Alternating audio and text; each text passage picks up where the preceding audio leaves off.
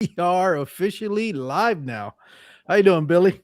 Good. How are you? How are you? Pretty good, pretty good. I was telling you earlier that I don't know what about today, but I've been kind of anxious. Not anxious Mm, but wanting this to be already this time so that I could be on the live stream. Yeah, Uh let's get it done. I'm ready to go. Yeah. Yeah. yeah, and it's so much that I did something that I normally don't do. I went live earlier today Yeah. Yeah. and I Yeah. was on for about an hour. And I was like, what am I doing? Why am I on? And then I'm going to be on again in the afternoon. But I guess I just needed to. I haven't done anything. I've kind of been sort of quiet since the last live stream I did, which was When about two was weeks how ago. long? Yeah. Yep. About 2 weeks ago. And I hadn't posted any video. That's what I was telling the people in the morning is I've kind of run out of things to do videos about, really. I mean, I could do some BS videos, Yeah. but the people that watch me either Yeah. know just about as much as I do or more. Yeah. So Yeah. I'm I not mean, gonna I'm not gonna waste your time. no. I mean, I really think that it's nice that I am doing the work I am with Jody and Uncle Joe's Fish Head and do the wet floor. That is really a whole nother side. It's this social interaction side of fish keeping and our friends and the people we meet and that we become friends online, and so forth, that we have common interests.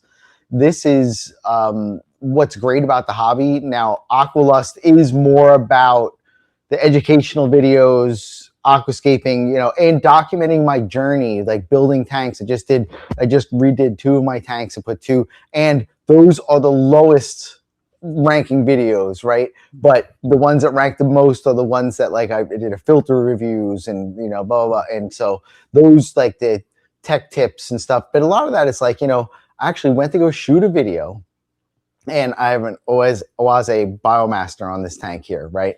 And Yeah. it's rattling. I'm like, I can't shoot a video. This thing's and I'm like, you know what I need to do? I need to just record fixing this thing. And that video is done very well. And it was kind of, it's helpful to people because it shows people like having the same sort of problem. It was a dirty impeller. You go in there and clean all the sponges down and put it together and still making noise because that hasn't been addressed. But Yeah.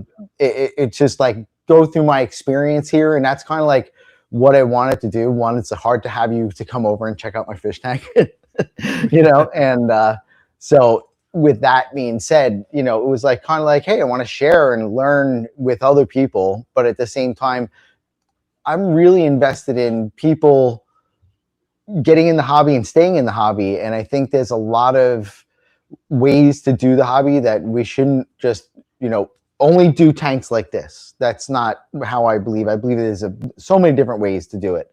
Do what's right for you and what you enjoy, and then I just want to share my experience and how I do it. But I definitely understand I have, this is CO2 tank, and then I have this is not, this I just redid, running through an algae phase in this one. It's just, that's real life. That's how it goes. And, so 5 tanks, I'm not crazy like Jody with, 70. I think 78. And he just showed me, he just bought a bunch of tanks. And wet floor, we're gonna cover some small tanks that he's doing. And Okay. so for breeding tanks, and so we'll do that. So it'll be fun. Now that was the other thing that I was going to ask you because I don't think I've seen uh an episode of the wet floor lately. Have you guys? We Is just that kind of like on pause or? we did no we did we had the Christmas thing, and he's like, I want to do the 12 days before Christmas. So I'm like, Mhm. I had a girlfriend.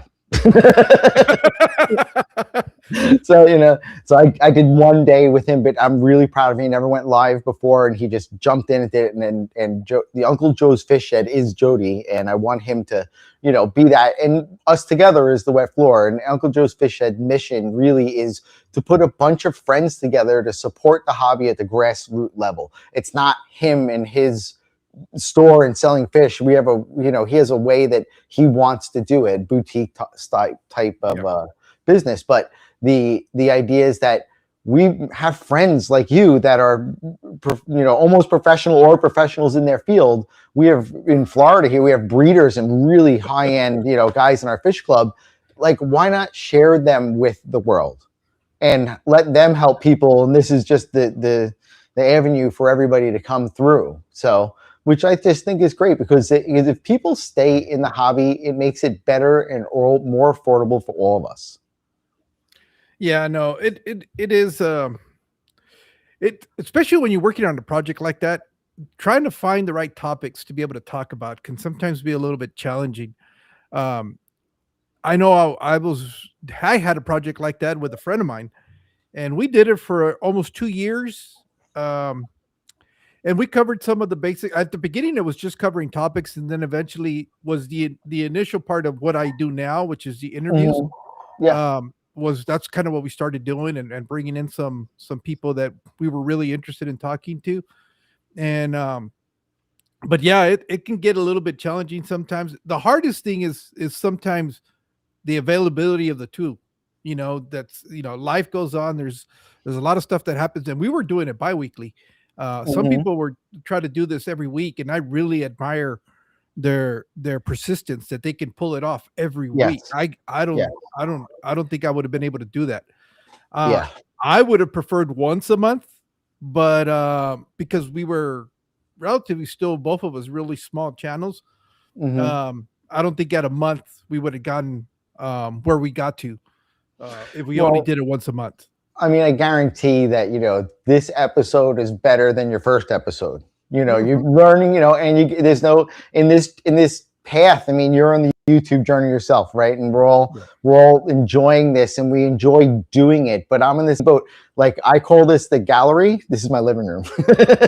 So, but for me to shoot a video, it's got to be quiet in here. I got 4 dogs. It's like, and people live in the house, so it's I got to work that too. So a lot of times I'm shooting like real late at night and stuff like that to just to fit the schedule. But I also, for me, I found at some point it was pulling me away from my hobby and what I'm doing. And, I think that was a part for, like, I took a step back and I said, like you said, I don't know, I want to put out things that are quality. I mean, I do want to build a library. I'm going to go over the basics. I'm going to do the cycle video, and just for 2 reasons. 1, put the reps in. 2, to have that information out there, because yes, there's a million other videos out there, but what I believe for people to learn on YouTube is fun, or learn in general about the hobby. Find somebody that has a tank that you admire.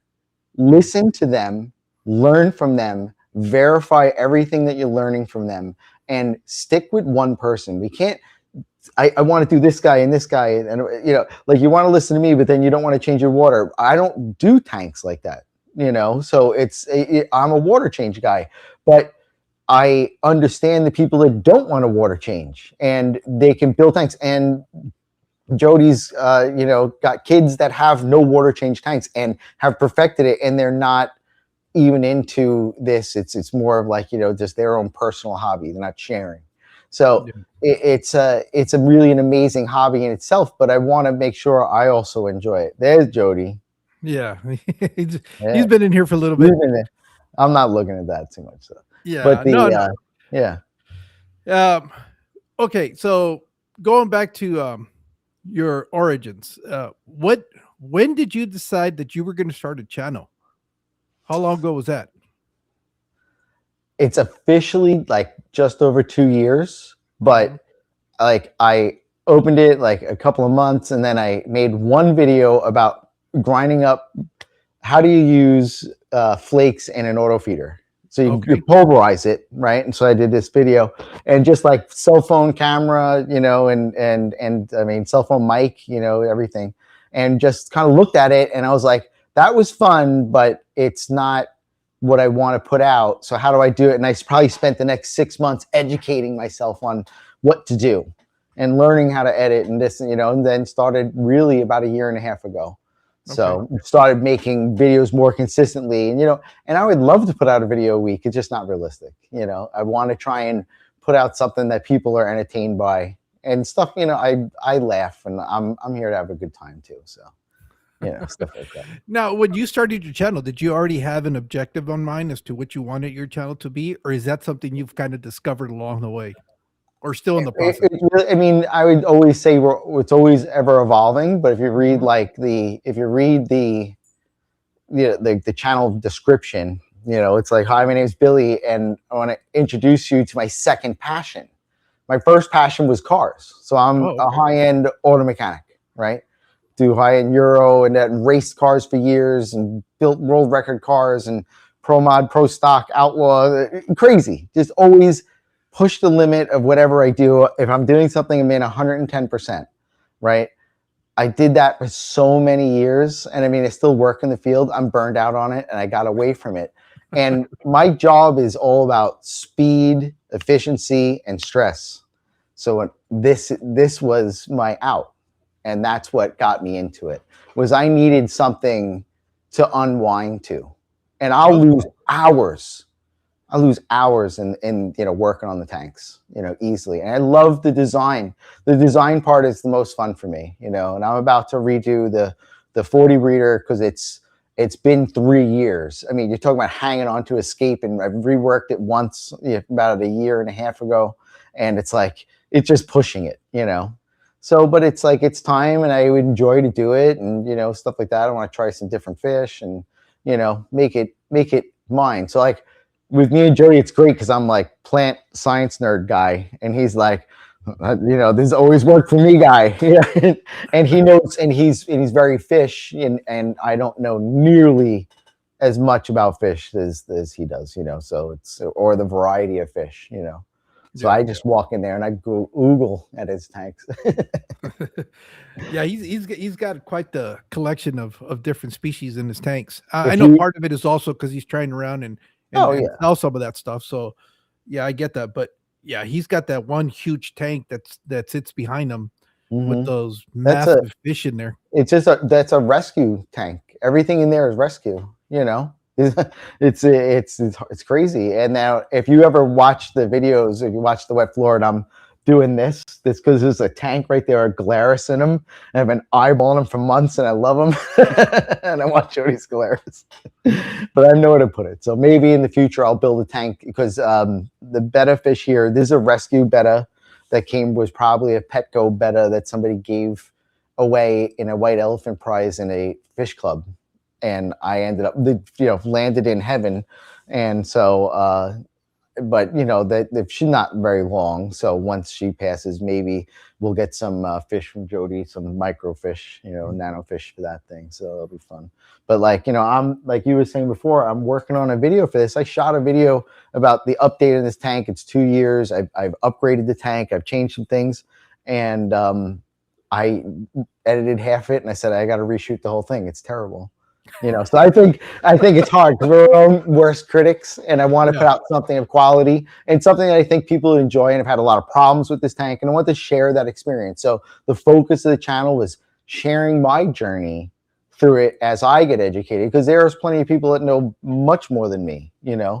and like these are the basic entries where a lot of people are at, and like from beginner to intermediate, I think is my target people, and I want the more advanced people to come in and build a community and share, because I think that, for me, how I ended up on this side of the hobby was I had a girlfriend at the time had fish, and she calls me up crying that the fish are all dying. She's having a terrible, I know now, bacterial bloom, and it's robbing all the oxygen out, and the fish are all gasping, and I run to the store and I just buy everything off the shelf, and run to the house, and none of the fish make it, right? So I'm now educating, because like the car thing, everything's 110%.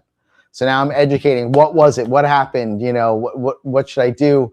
And I stumbled across aquascaping, and I'm like, you can do this. And that was it. I want to do this. And so my personal goal is my next tank I'm going to buy is a professional rimless, and enter into an international competition.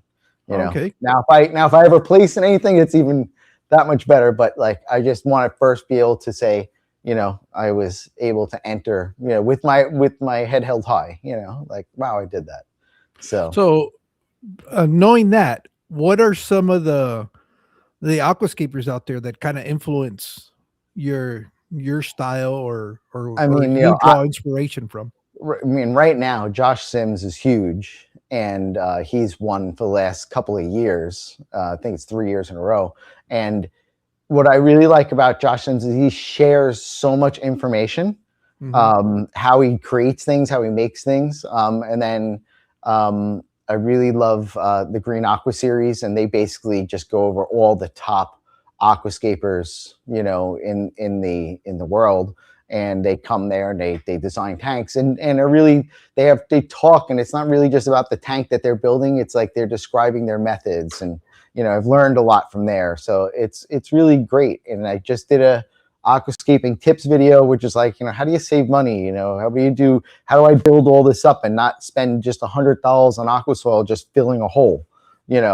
So that's all those types of things. And I think that really it's just been more of a lesson in art, believe it or not. Like, that's really like why I spent a good amount of time trying to understand, why do we like the things that we look at?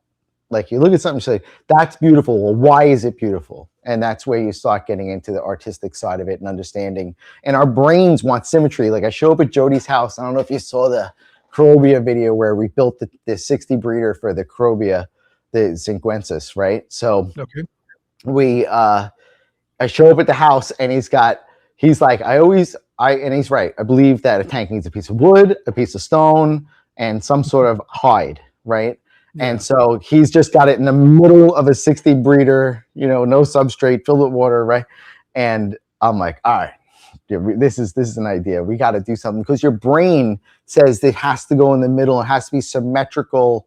But when you look at things and they're out of proportion, that's what nature looks like. And so to build to those things, very high, use the front of the tank, very high up. Everybody puts everything big to the back. You put big to the front and small to the back, gives you a bunch of depth, So it's like just playing those tricks and sloping it and stuff like that. So, and then he had a very unique need. I have to be able to get in the tank to get the fish in and out of it easily. Yeah.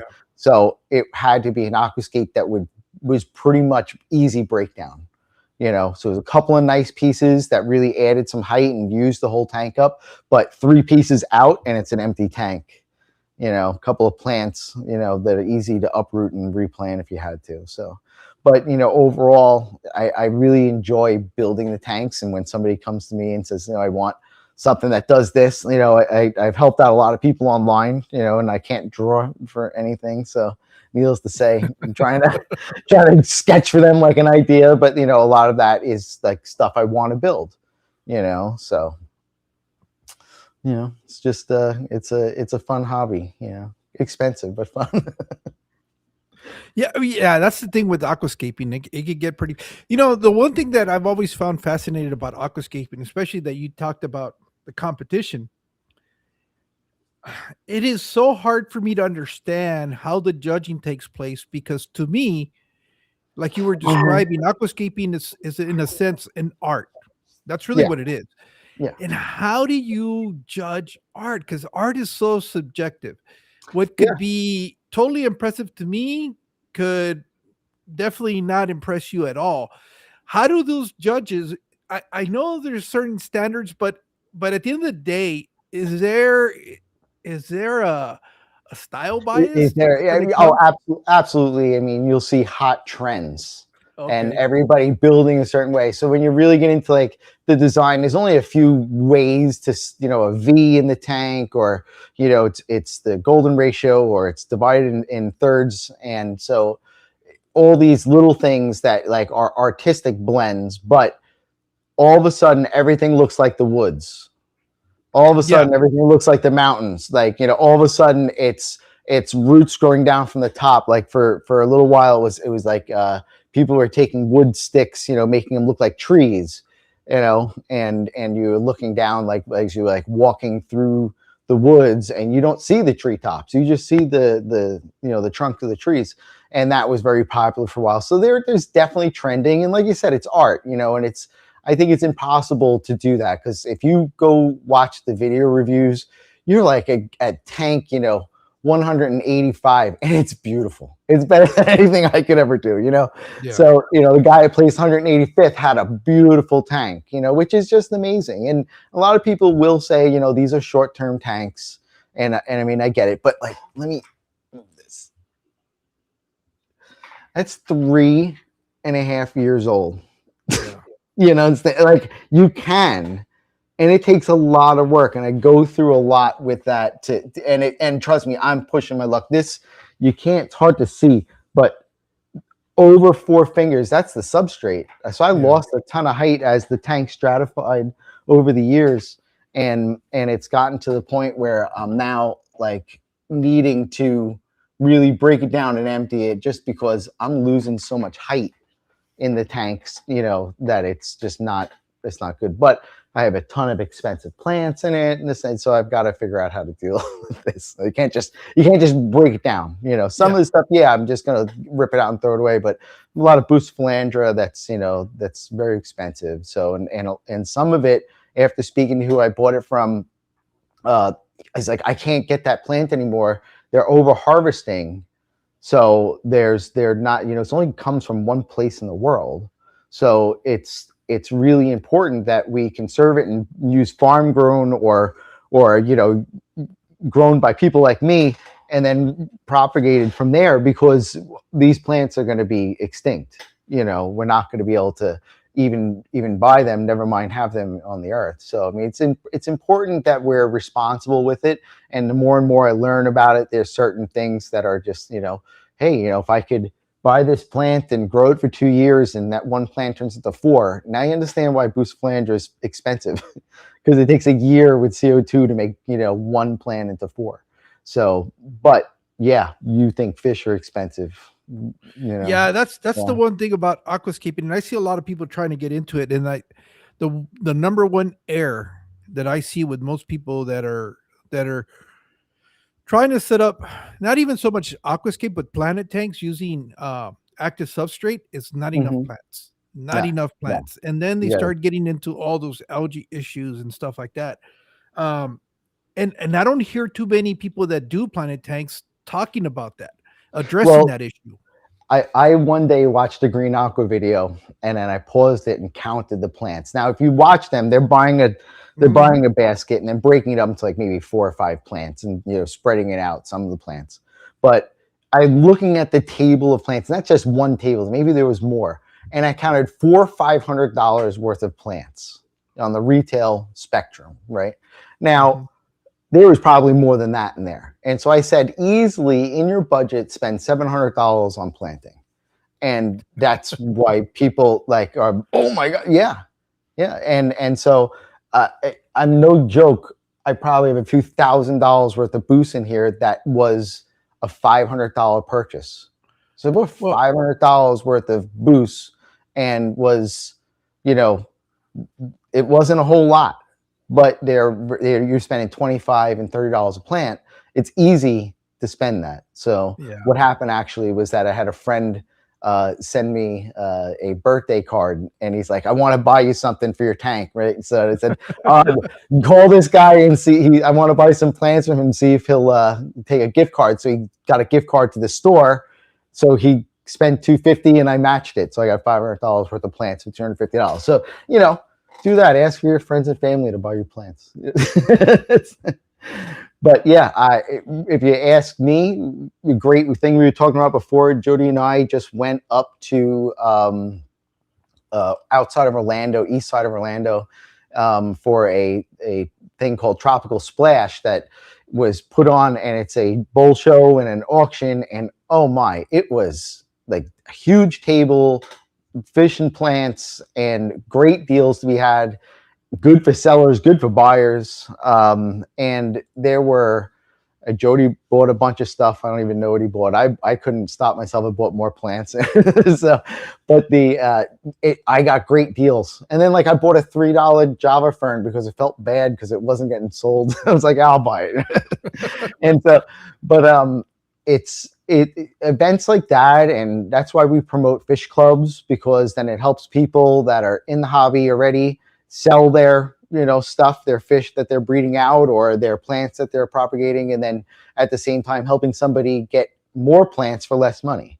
And going back to what you said about somebody wanting to do a planted tank, I think a big mistake everybody makes, they think they have to fill the entire tank with aqua soil, where if you're very structured in your substrate and where things are going to lay, and you have stone to keep it in place, so that, and then stratify, and build it up where you need to. You also, what I did for Jody was that we used Peace River stone in that 60 breeder, because you got to fill a 60 breeder. So the bottom of it, if you go to that video, you watch what I do. I put 3 big stones across the back of the tank. I filled it with black sand, and then I put Peace River, it's like a pea gravel, over the top of it. And then wherever I wanted to plant, I just dug out with my hand and put, an amount of aqua soil like that, where the plant's going to go. I don't need aqua soil, because that's the problem, is like you're saying, is that I cover this whole tank and I don't cover the entire tank with plants. Then this aqua soil, actually, especially in enriched aqua soil, is going to, start pounding the water with ammonia, or, just kind of overloading the tank, feeding, algae. So just a couple little spots where you need to plant, it's little tricks like that save you a bunch of money. And, it's the negative space is overlooked in planted tanks a lot. So, I saw a very interesting idea, and this was a while back, of using homemade root tabs. And what the guy did, and I wish I could remember which channel it was to give him credit. But they basically went out into their backyard, got a bunch of dirt, made little mud cubes packets. that they put them in ice cube trays, and froze them. And then once they were frozen solid, he took them with some long tweezers and inserted them at the base of where the plants were. And I was like, that is super smart. I had never really thought about it. And it's so simple. I mean, it's one of the most easy. As long as you have enough substrate and your substrate is active, in other words, it's called cation exchange rate. It has the ability to hold the nutrients when they're not being used and then release them to the plant. So that if it's not got a lot of water flow through the substrate, that's fine. You don't want to be pulling that into the water column. So as long as you're going to keep it under it, you can put anything you want. That's the idea of a dirted tank. That's like he's just doing mini dirt samples, which is great because it's, cost effective. There's a lot of things like I believe in I want to just call Amazon and get my Seachem Flourish tabs, and they don't float. I don't have to think about it. They don't dissolve fast. So if it does get pulled up because I pulled it out of the tweeter, it's not melting into the water. I'm spending $500 on plants. I'm not going to nitpick over that. And I'm not knocking people that are making their own stuff. I totally get it. For me, there's a line. I only have so much time, so it's like I couldn't even find the time to do a lot of things that I want to do, so. Well, that's one of the biggest, I guess, differences between what you would call a planted tank and an aquascape tank. Aquascape tanks usually are trying to maximize the plant's growth in a short window of time. Especially now that you're going to get into the competition. You're trying to take that tank from ground zero to fully planted to what it's going to be at its ultimate point within 8 months. That's usually what the window is, right? It's about 8 months or not less. Because they're trying to build it, get a picture, and submit it for, the yearly event, and then rip it down and start over. And I mean, I get that, and that's why for me, I would have to have multiple tanks. I have a friend of mine that does that annual competition, and he was telling me how the very first tank that he wanted to compete. And this is how I know it gets really, really expensive when you start really getting serious about competing, where it's understandable why a lot of guys, especially the guys that are winning, are usually being sponsored because of the amount of money that it takes to build these tanks. But he said he lives in Tijuana. His name's Naima Redondo. And he had to buy a pallet of rocks just to be able to select the right pieces that he wanted. He had so much surplus of all this stuff because he did driftwood, and he was buying it by the pallet, that he ended up opening up a little aquascaping store downstairs from his studio. Yeah. And just so that he could be able to get the materials that he needed. And out of that whole stock, maybe 5 or 6 pieces are actually what make it into the aquarium. And I was like, that is crazy. And then he started telling me about plants. Plants is the plants you're buying. And that's actually like multiple aquascapers will tell you exactly that. You need I think it was Josh Sims on one of the Green Aqua videos, and the line is, the moment you are limited by your hardscape is the moment, you know, you've limited your creativity, right? So that you need an infinite amount of supply, you know, so that's why he needed pallets to make one tank. So, you know, if like, I'm slipping his name right now, but he's a guy in Europe that aquascapes and does a lot of videos, and he's very good. Not George Farmer. Not Oliver Knott. No, he's not either one of those. They both love them both, you know, both of them too. But this is why he's a little bit smaller than they are in popularity, but he's great. And needless to say, he has a little like storage room, and he's just got a bunch of wood and stone, and you know, and so just keep acquiring, keep collecting. Like I just posted something on Facebook where I went to an art show, and they had driftwood pieces that like they've pulled out of the swamps and cleaned, and they do them as outdoor decoration. And you know, talking about 5 foot tall driftwood, and you know, $1,000 for this piece, right? And I'm like, yeah, it scales, like, because like if a piece of wood for your tank that's this big is $100, yeah, that's, you know, that one's 10 times the size of it. Yeah, that's why it's $1,000. Because to do it, somebody has to wake up right after the storm, go to the beach, collect it, bring it home, put it online, deal with people, sell the thing. You know, yeah, that's why it costs what it costs. And if you want to do it yourself, and understand that it's state of Washington, it's illegal to collect from nature. So I was told by somebody, I'm pretty sure it was Washington, and it was, but check your local laws, and also make sure the private landowner, you're not taking from somebody's land, you know. So you want to make sure you're doing it the right way, but at the same time, you know, you could put your own hustle in and save yourself a ton of money by getting out there and finding yourself some rocks and finding yourself and learn what is safe and what isn't. There's plenty of stones that are toxic for the tank, you know. So have you found that to be true though? I've heard that said a bunch of times, but I've never really, and I put stones from just about everywhere that I can find them, and I've never had an issue with stones in my situation. So there's 2 things that you look for. One is, is it going to change the water hardness because it's got calcium in it, right? So if it's like Ceres stone is very popular because that white streak is calcium, so it's dissolving in the water, buffering your pH, raising your pH, right? But how fast does it do it though? Are you really going that far in between water changes that it's going to increase it that much? Well, this is the thing, is that, you know, when you generalize for people, you're going to have somebody that changes their water once a month and somebody that does it weekly. And not every stone is different in the amount that's in there, and it's the exposed surface area.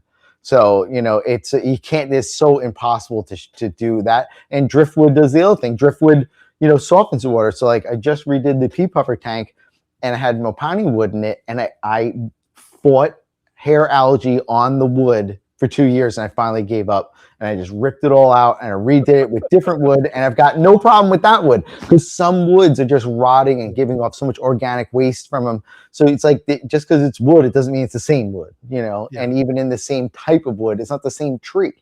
So, you know, and it's condition of decomposing. So there's so many variables. Everybody's an individual, you know, but it slips me at the moment what stone it is. But when it dissolves, you have a chemical reaction and you end up with arsenic in the water. And so there are stones, it just, you know, it's chemistry. You know, I think that a lot of it, you know, learned everything just by desire, but, you know, a lot of the chemistry in water, like I use all RODI water. I make all my own water. You know, we have super hard water with really low pH here. It's just a real hard, you know, setup to do. So but I keep hard water fish because that's how I started the hobby. But now I'm trying to get rid of all these fish and go to saltwater fish because I want to try a low pH tank because I Okay. can, and plants do better in low pH. So Mm. so it's like it would open the range of plants. But like I'm not looking to keep plants because they're hard to keep. I'm looking to keep plants that fit a design. So, but I have other tanks that are to just grow plants.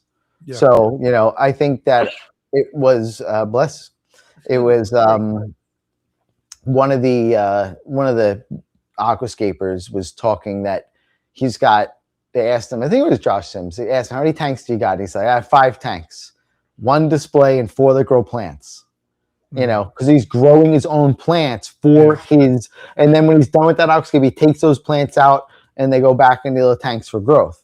So, I think that that's a good, like, if you're just starting to pick up on what other people are saying, like, how are they doing it? How are they managing it?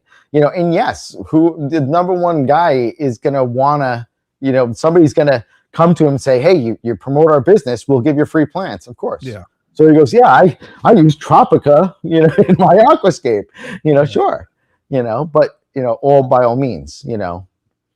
the guy But does that's why I beautiful said work. that once you get into those, once you become a constant placer in the 100s of that competition, that's when companies will start reaching out to you and start saying, "Hi, would you like to represent our product?" But that takes it takes years to get there and consistency and like I said, the friend that I was talking about that competes year after year, he's been at it now, I guess since 2018. Hmm. And he says every year he goes, it's different. I think his second year was his best placing, and I think he made it into the top 150. Hmm. And he was really proud of that. But every year he tries just as hard, and he goes, it's weird. He goes, well, I guess last year was his probably his lowest ranking ever, and he was within the top 1,000, I think. Yeah. And Well, he was a little disappointed, but yeah. he goes, Well, man, he goes, it's hard. I said to myself, if I could build my first tank and place in the top 1,000, I'd be happy. Like, be Mhm. realistic. Like, there's a lot of people doing this a lot longer, in the competition standpoint. And, you're not joking around. You're going to spend, like, I'm trying to think what video it is, but I'm talking, it's an aquascaping tips video. And I said, let's start with the tank. So he's talking about a 40 breeder and like the cost of a 40 breeder. The equivalent in a low iron rimless is $2,500 for the tank, Wow. no stand. So the numbers are staggering. So you want to do aquascaping, but I bought this at Petco. It's like, yeah, just like yeah, and I bought it on the gallon sale, when everything's low. But it's like yeah, I'm not made out of money, I got dogs and fish, and it's like you just at some point I got to really reel it in. But the idea is that okay, I'm ready to spend that money. Yeah. And the whole thing is, you buy a $2,500 fish tank, you don't buy $100 fish stand. Mhm. And it's like a buddy of mine called. They sent me a message, and he's a saltwater guy, and he sends me, you need to do a video on this stand because the instructions are terrible. Everybody would appreciate the help. I put the whole thing together and realized I had something backwards. And he's like, I'm like, well, what is it? And he sends me, the stand's $2,500. But Wow. when you have, probably $10,000 in coral in a tank, Yeah. yeah, you're not playing around. No, this thing's got to be strong, and it's never going to flex, and it's never going to rot out, and it's got to be accessible. It's pop off panels, like it's right. But and being like, I used to build cars and do custom work and stuff like that. Like, I know what it takes to do one off stuff. People Yeah. don't understand. You used to come to me and be like, "Oh, can you build me exhaust? You do great work." Absolutely. Like, and I give them a price. Like, wow, I can go buy one for cheaper. Yeah, I can't compete with mass made, but Yeah. my stuff is going to fit better and it's going to be exactly what you want.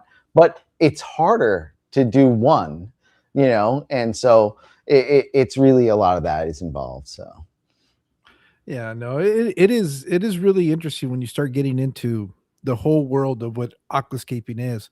Um, Also, what's interesting sometimes, and I don't, what's so funny is I don't see it as much with the renowned names, but I see it more with beginner aquascapers that are just starting to get into it.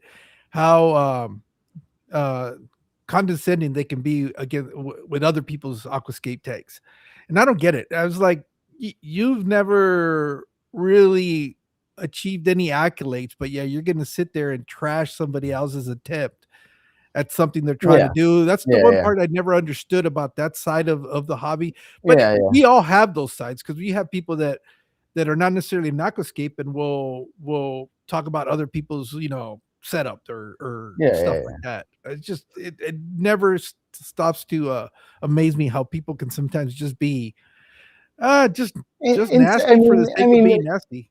yeah, I mean, I think that that internet is insensitive, and there's a lot of Mm. people looking for their vent, I think No. what it is with the internet, it's that ability that you don't necessarily you might not suffer the consequences of what you say. And what I mean that is a lot of people will say things behind the keyboard that they would never say to They'll somebody get in, you in punched in the person. mouth. It's real easy to think Oh that yeah, you're hundreds of miles away and you're going to be able to say the the worst thing that you can think of because you're going to get away with it. You're not going to pay the repercussions of what you're saying. I yeah, always challenge people to say when they feel that way. I said, "Well, why did you tell it to that person in front of them?" And yeah, one, not even for the fact that they might retaliate physically, but just being able to do it face to face. There's a certain thing where it's kind of like, well, there's all of a sudden you're realizing it's another human being there. It's not just you hitting the keyboards yeah, and yeah. being It's not nasty. you trashing Most some. people will not be nasty to other people in person, whether it's because intimidation or not. They just won't do it because they know it's not right. And I always kind of shake my head at people that are so brave to say things because they know there's no consequence to it. Yeah, Whether it's social, whether it's physical, whatever it is, it's just you yeah. know. And I mean, I think there's also a big issue. Like a personal pet peeve of mine is people that put like falsified information or less of an explanation. It's almost like I'm just flexing, Mm. and especially in like the educational groups, like it's it's like, oh, I don't change my water, and then you get in a conversation and the guy actually scrubs his water through a DI resin. And I understand like where he's going, but what he's doing is he's putting up a picture of a massive, beautiful, beautiful tank, thousands of gallons, custom built.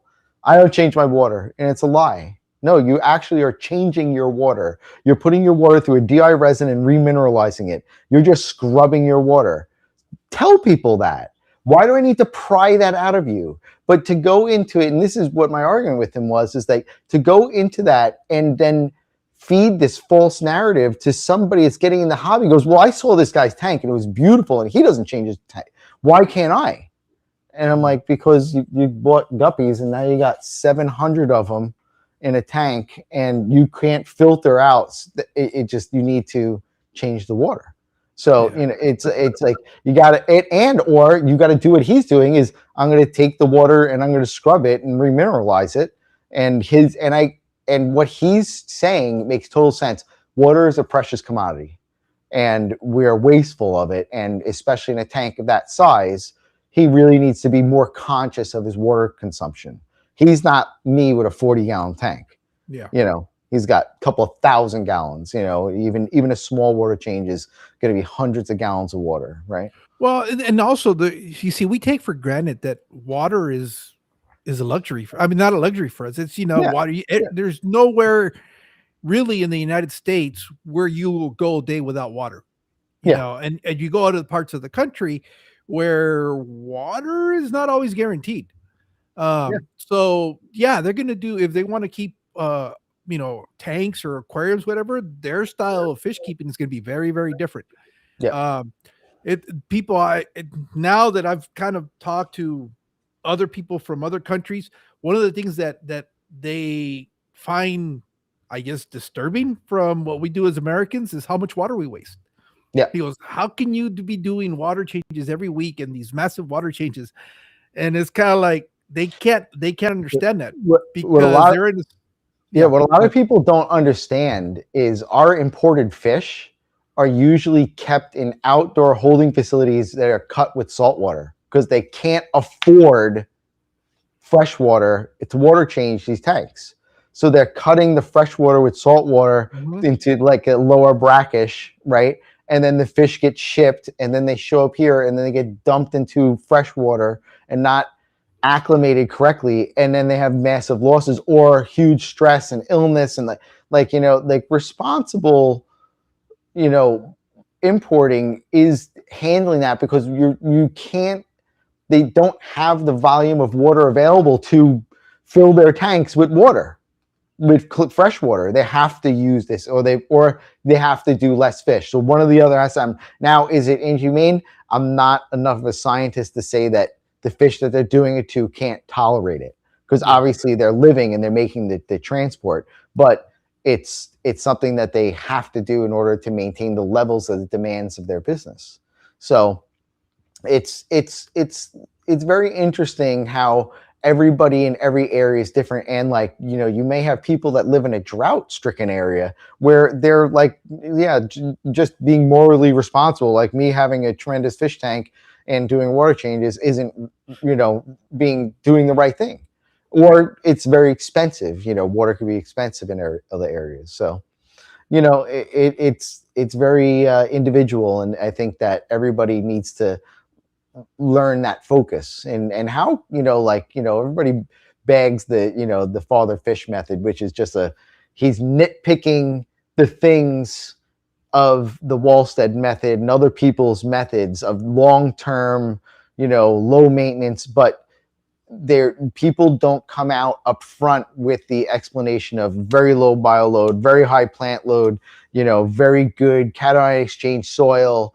and the plant load is just immense to the point where you can't see through the tank. And in one of his videos, I found it very funny. He says, people come to the store and they'll never see the fish in the tank.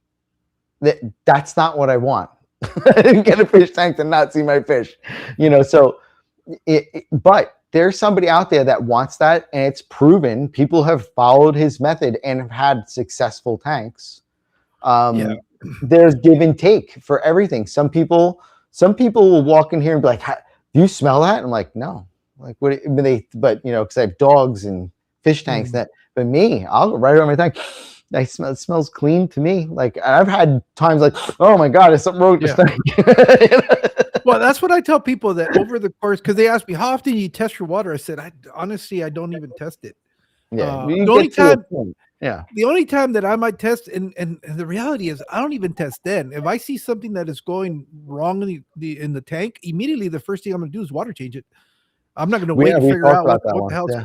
Yeah, I'm not going to wait to figure out what the hell's going on. Mm-hmm. But the truth is, smell is probably the very first test that I do when I come into the fish room. If something smells dead, then you know you have a problem. Yeah. Yeah. Something is going on, and then that's when I start looking around. But most of the times, the fish room should not smell. It shouldn't have a distinct odor. It should walk in and not even really know that you have aquariums in it. To be Yeah. honest, I mean Yeah. that's how I know my tanks are well balanced. I don't smell Yeah. anything. Yeah. You don't smell anything, and they shouldn't have a moldy or funk to them or anything like that, because then that's something that's undesirable. And like, there's so much that we learned. It's like we have these little, we call them ecosystems, but they're not. We try, but Yeah, we just can't move the volume of water that is in nature. Even a small pond is something that you couldn't replicate in your house. So but the when we have these, everything down to the mold processing crew, the microbiology side of it. And, then all of a sudden, if cyanobacteria, I'm like, and I was talking to them like, hey, that slime is why we're alive, because that's why there's oxygen in the world. Like, you learn things, yeah. that I probably slept through in science class in high school, but I'm like, wow, and in my quest to, deal with it one day, I learned about cyanobacteria and like, its background too. And I think that's interesting for me. I geek out on the science stuff of it, too. But the way I feel about it is that if I can enjoy it, learning about it, then I want to see if I can make that helpful to others. Like, I battled BBA in this tank really, really bad. I got a new light, and then I went on vacation for 10 days. That's always a good idea. So, and then came back and it was overrun the whole tank. I mean, I thought I was going to lose 80% of the plants in there. It was covered. And so I ended up doing a BBA video on it. But after a ton of research and putting together all the information, and only one person had brought up a really good point of, a lot of times it's your old growth in your tank is your real big problem in your tank, because your old leaves are rotting, your old bottoms of the plants are dying off, and all this organic waste in the water is what the BBA feeds on. So just one of the things, like everyone's like, oh, it's CO2 imbalance, it's this, it's that, and it's like, actually it's all those things. But I wanted to put all that information into one spot. So, and try and help people get over it without nuking the tank, and like cyanobacteria, my big thing is like, use things that don't go right for erythromycin and abuse antibiotics. You need the antibiotics for your fish and when things are real serious, and there's other ways to handle it, and what, as Americans, we're not really, a lot of people aren't privy to, that in Europe, you can't get antibiotics, so your fish is sick, you have homeopathic methods only, or you need to get in touch with a vet and get a prescription, and that's going to cost a lot of money, and now all of a sudden, you're going to spend that money on your $1 guppy? No, so, this is the problem, it's like, how do we do these things and not abuse them and end up in that boat? Because it's the abuse, and honestly, it's not the aquarius that's wrecking with antibiotics, that's wrecking the water supplies. That's not us that are doing it. It's just part of the problem, because you got to cut everybody off. So be responsible with your meds. That's all I have to say. Don't just don't just nuke tanks to nuke them. That's why it's. I think people rely too much on that crutch and not really address the issues that are going on in their tanks when they immediately start going to medications. I've been able to keep aquariums this long, and I don't really use medications. I use, water changes, salt, temperature. Those are kind of the things that I use to address some of the issues that I have. One of the things, I don't know about you, but that I kind of quit doing is trying to help people solve problems when it comes to what's going on with their tanks. And here's the problem. A lot of the times it's usually people that are just starting out, and you seldom get all the pertinent information to be able to help them out correctly. Yeah. They just kind of want, something's wrong with my fish, it's doing this. And, I guess at the very beginning when I was starting out and I had a little bit of knowledge, I immediately wanted to, oh yeah, it could be this. But then I started thinking about it. It's like, how do I know it's that? I don't know what's going on in the tank, how long it's been there. Has there been any changes in that tank? Have you introduced any other species of fish in there? Is the fish stressed out? There's a whole other information that needs to take into consideration to try to start narrowing down. Yeah, we both need to make a video on that. And just flood the world with that information. But there are things like, this is what I'll do. Like, I'll be scrolling and I'll see I got white spots, and then you click on the comments, the first person's like, it's ick. And so what I like to do is, I don't tell them what it is. I want them to educate. So I'm still an admin, and I run an automotive tech group that at one point was 30, 40, 50,000 people. And we just started weeding people out because they didn't belong in the group. We want it to be technicians only, and we want it for the betterment of the industry. to educate.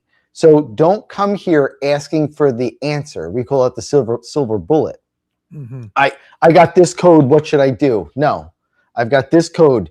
I've done this. I tested this. I'm unsure about this. Can somebody explain it to me? That's what we want.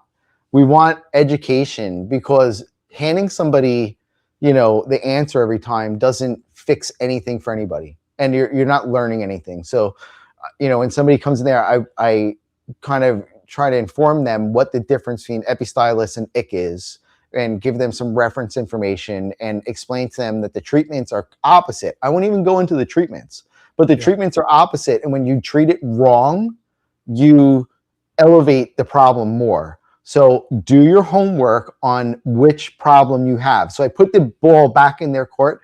And if we could just pass more information and less judgment, and drop that little nugget of, hey, there are a million variables going on here, and it's probably impossible for me to guess every single one of them.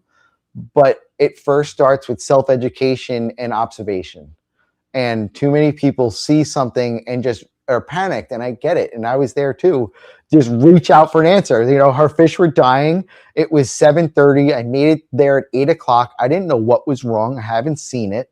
So I just, ran my arm across the shelf and bought everything that said medication and got there to do nothing, to not, and we were Googling and, YouTubing and trying to figure out what the right answer was, but it was too far gone. By the time I showed up, it was a 20-gallon. You couldn't even see front to back in the tank.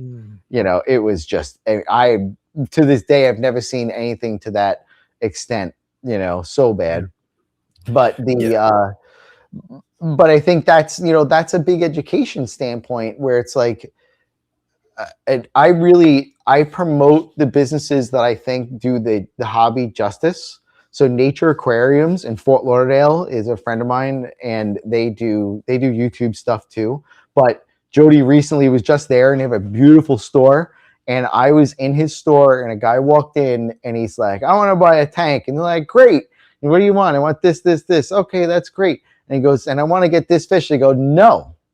You first take the tank home, and you get it set up, and you have to cycle it.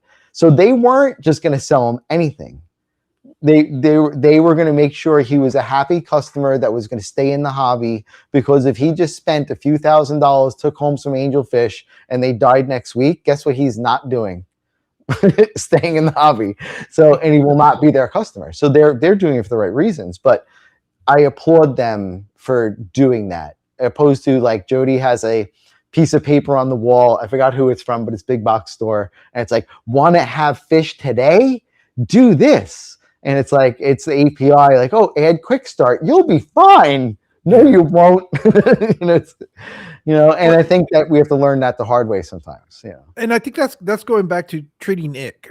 The problem is not treating the ick, because you can treat the ick and you'll get rid of the ick, but the ick is going to come back because you haven't addressed the real issue. Why you have ick? The reason ick is showing up is because the fish is under stress. What is causing the stress for the fish? That's what you really need to address. And I probably 9 out of 10 times I never see anybody asking them about that. It could be something where the tank's not even cycled yet. It could be the temperatures might be off. There's so many other things that could be. How many times you hear advice and nobody's asked the temperature of the tank? And then the guy replies, well, I can't adjust it. I have it's set heater. So I bought the cheapest heater I could. The thing that's most responsible for every tank crash is a heater, and you bought the cheapest one you could. And so but they don't know that going in. And I think that's things that need to be talked about more, is like, where are the downfalls? You should buy a heater every 2 years. I try and heat the space, but so everybody's cold right now. I don't know how cold it is by you. It's not that cold. It's not. Okay. Yeah. So 66. It's 66 right now. We're way South Florida. Like it's almost the Everglades, Florida, right? So we're all the way down here, and it was 36 this morning. I'm a subtropical climate. It's freezing. High of 58. And we're like, oh, I know everybody else is screaming. They're like, friends calling me. They're in the negatives. In Ohio, like -30. Forget it.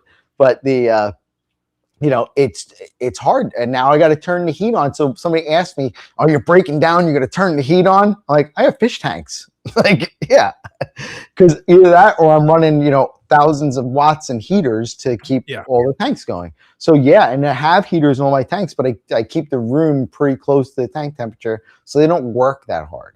But even at that, every 2 years I'm replacing heaters out of greater good. And that gets to like, oh, should you use a safety device? That gets expensive. If you had one tank and you want to run an ink bird on it, great. If you have 5 tanks and you need 5 ink birds, that can get a little expensive fast.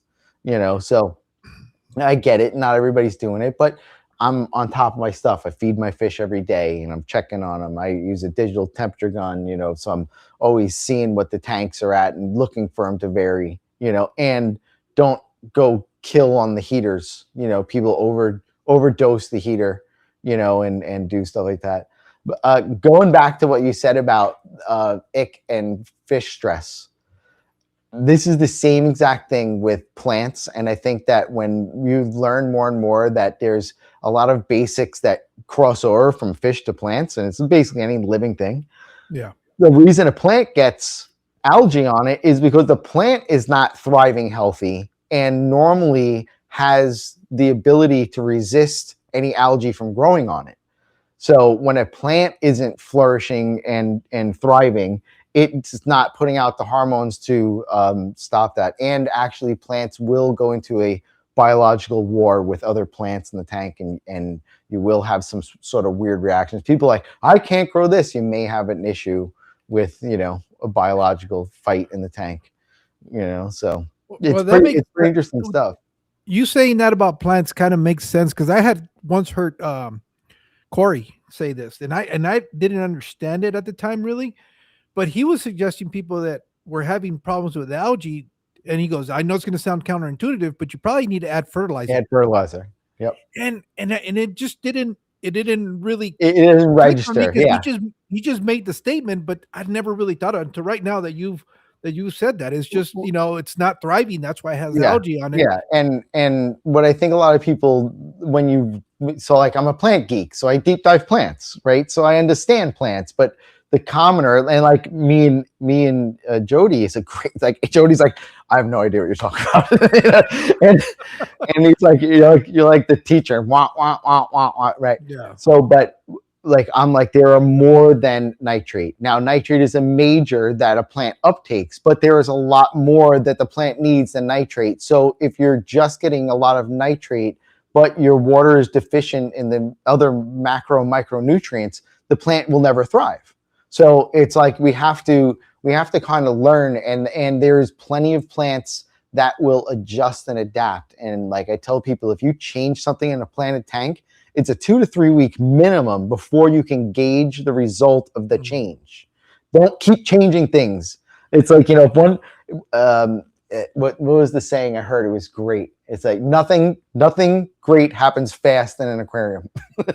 And it's true, because if you want rapid changes, it's going to be a disaster.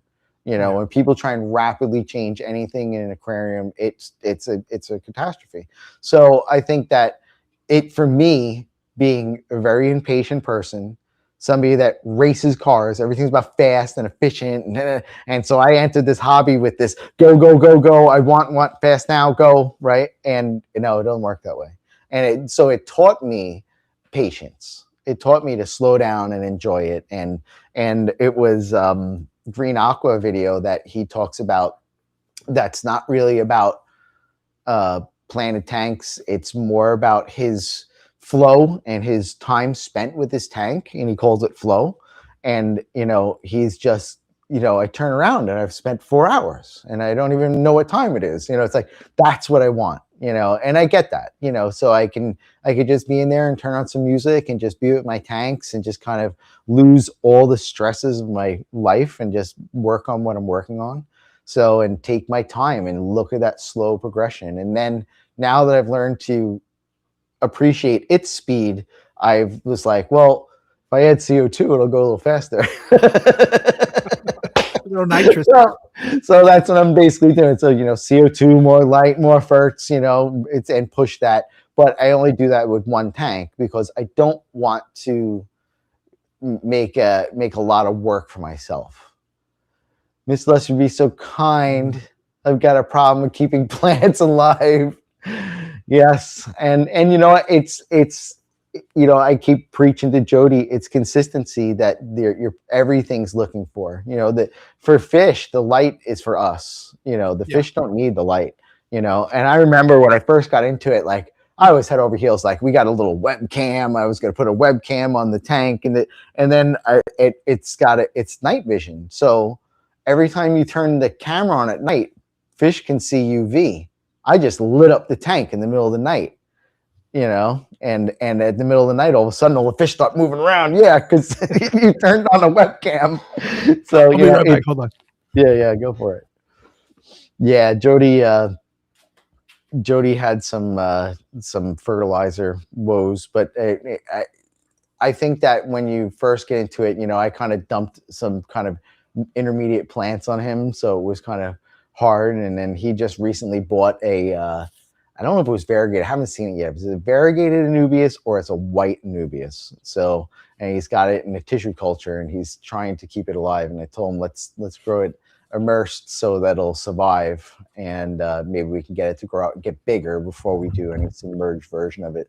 So those white Anubias. So we'll see how that goes. That's right. Yeah, no, it's just the whole thing about this is that is what going back to where you're saying a lot of people will try to give information and stuff like that, but you seldom find channels that'll give you all the pertinent information. I think I'm even guilty of not necessarily providing all the information that I really probably should be saying in the videos that I've done. I try to share as much as I can and as much as I can remember at the moment. But it's one of those things that's why at the end of the day, there's nothing better than actually having a conversation with somebody over something that's going on, where that conversation is gonna lead you to be able to find the solution based off of what you're gonna be asking the person, and two, what they're telling you.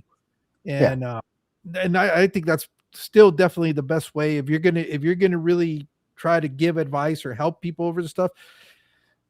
Typing it can only get you so far. And it's a pain in the butt because a lot of the times it's not a short explanation. It's not a 3-word sentence that is. Well, I'm not that popular because I type novels and people aren't willing to do that. So, but I want to give you value and I'm not going to shortcut it. So if you've seen my posts, a lot of my posts are a typed out explanation and then at the bottom a link to one of my videos where I can better explain it in a video, you know, over 8 to 12 minutes, you know, opposed to trying to type this out and you lose a lot of context and you're trying to reference back to things and everybody learns different. Somebody learns in text, somebody learns in type.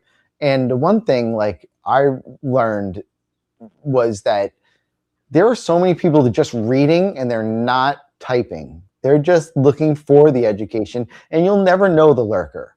But I've had a lot of thank yous for answers on things and stuff like that. And that's what it's for. It's just for the greater good. You know, sometimes you may not be helping that person directly, you may never ever come back and respond to it. But the idea is that you got the information out there and hopefully you saved somebody from going out and spending, you know, $45 on medications that are all the wrong medications and killing their fish, opposed to let me take a step back and make sure I'm doing the right thing, you know, because I think, you know, white spot, you know, can be very bad and that, you know, everybody's going to go through dropsy. Everybody's going to see bloat and they're going to lose a fish. And I think that people need to talk about that, you know, especially like small fish. These are the fish on the bottom of the food chain. That's why guppies breed prolifically because they're made to be bait.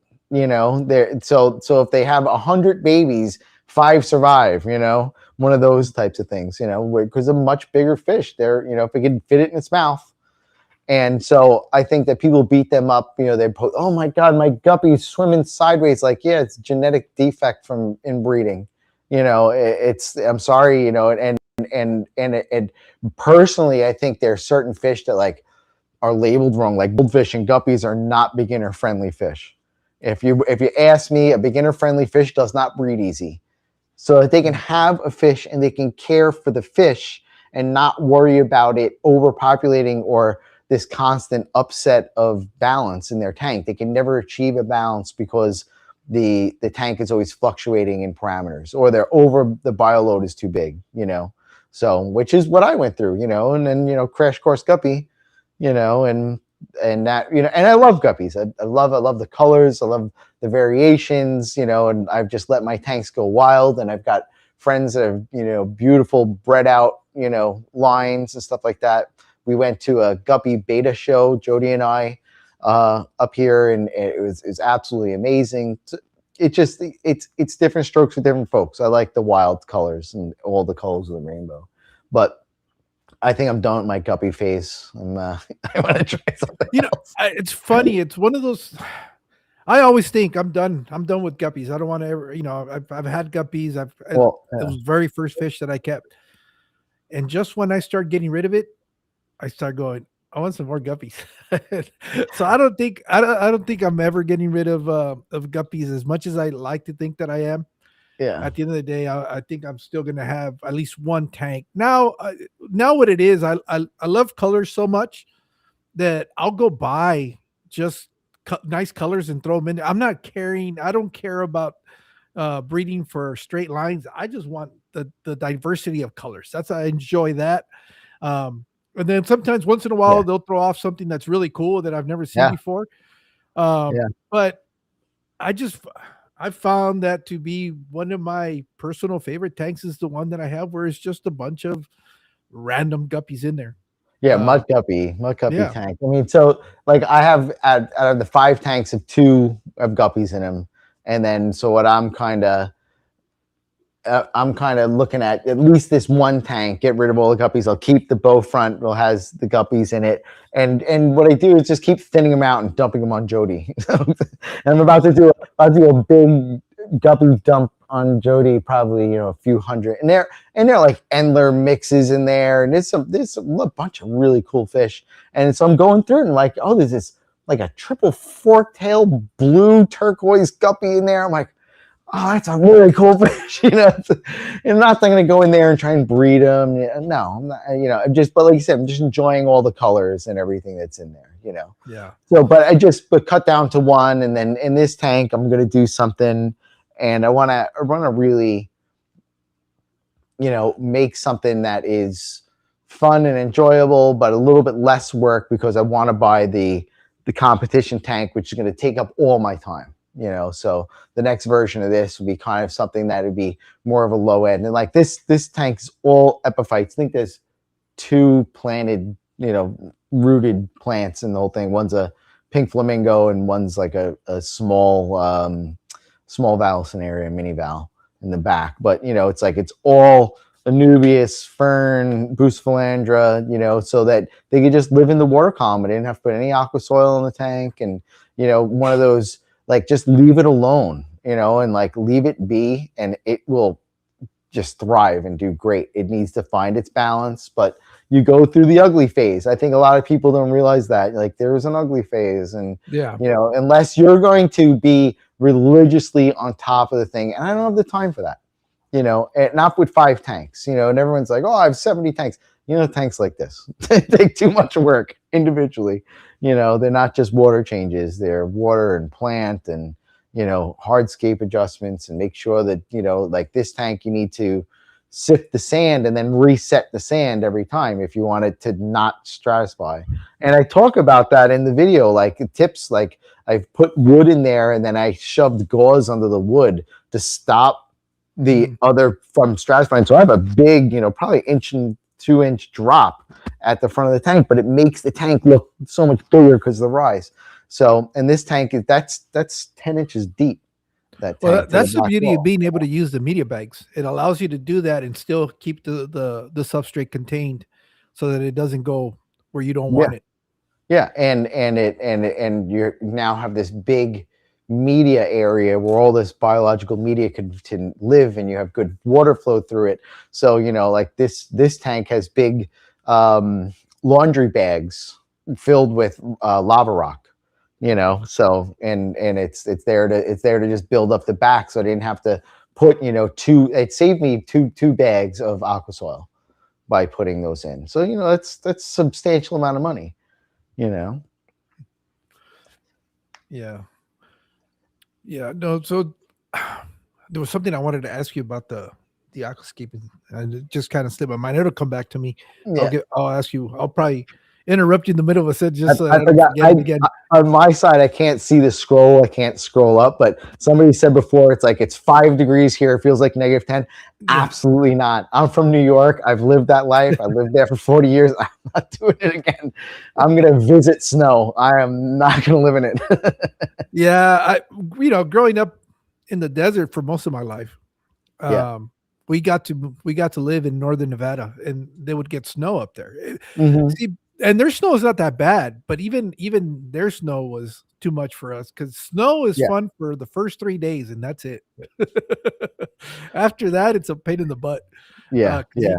get out there and shovel it and move it, and don't do what Yeah. I did.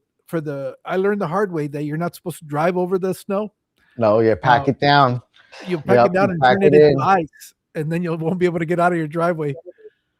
Yeah. Yeah. No. But, Yeah. And those were all learning experiences for us. when I lived in New York, lived in a condo, and the first time it snowed, I dug out all around the car and my spot and everything, and there wasn't assigned parking, so I came back and somebody was in my spot.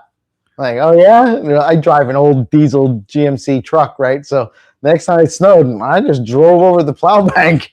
My spot was there, and I came home. You know, so but you know, it's a lot of work. And when we had a house, it was driveway. I owned a repair shop in New York for 15 years, so it was clean the shop, clean the house, clean the mother-in-law's house. It was I just hated it. I spent the entire day snow blowing and clearing snow to come home to I hadn't made any money, and I'm freezing wet and cold. Yeah, I was miserable.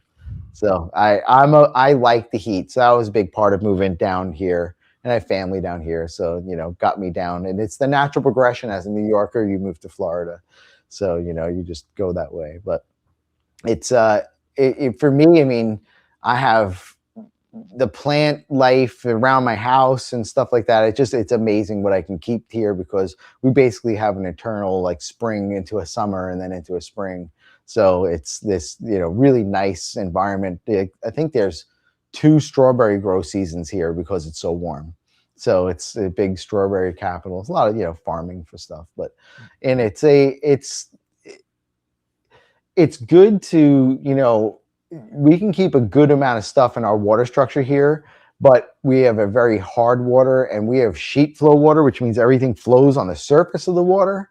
So you pick up everything on the surface, pesticides, chemicals, and I don't know about you, like, I don't care what the water authority says.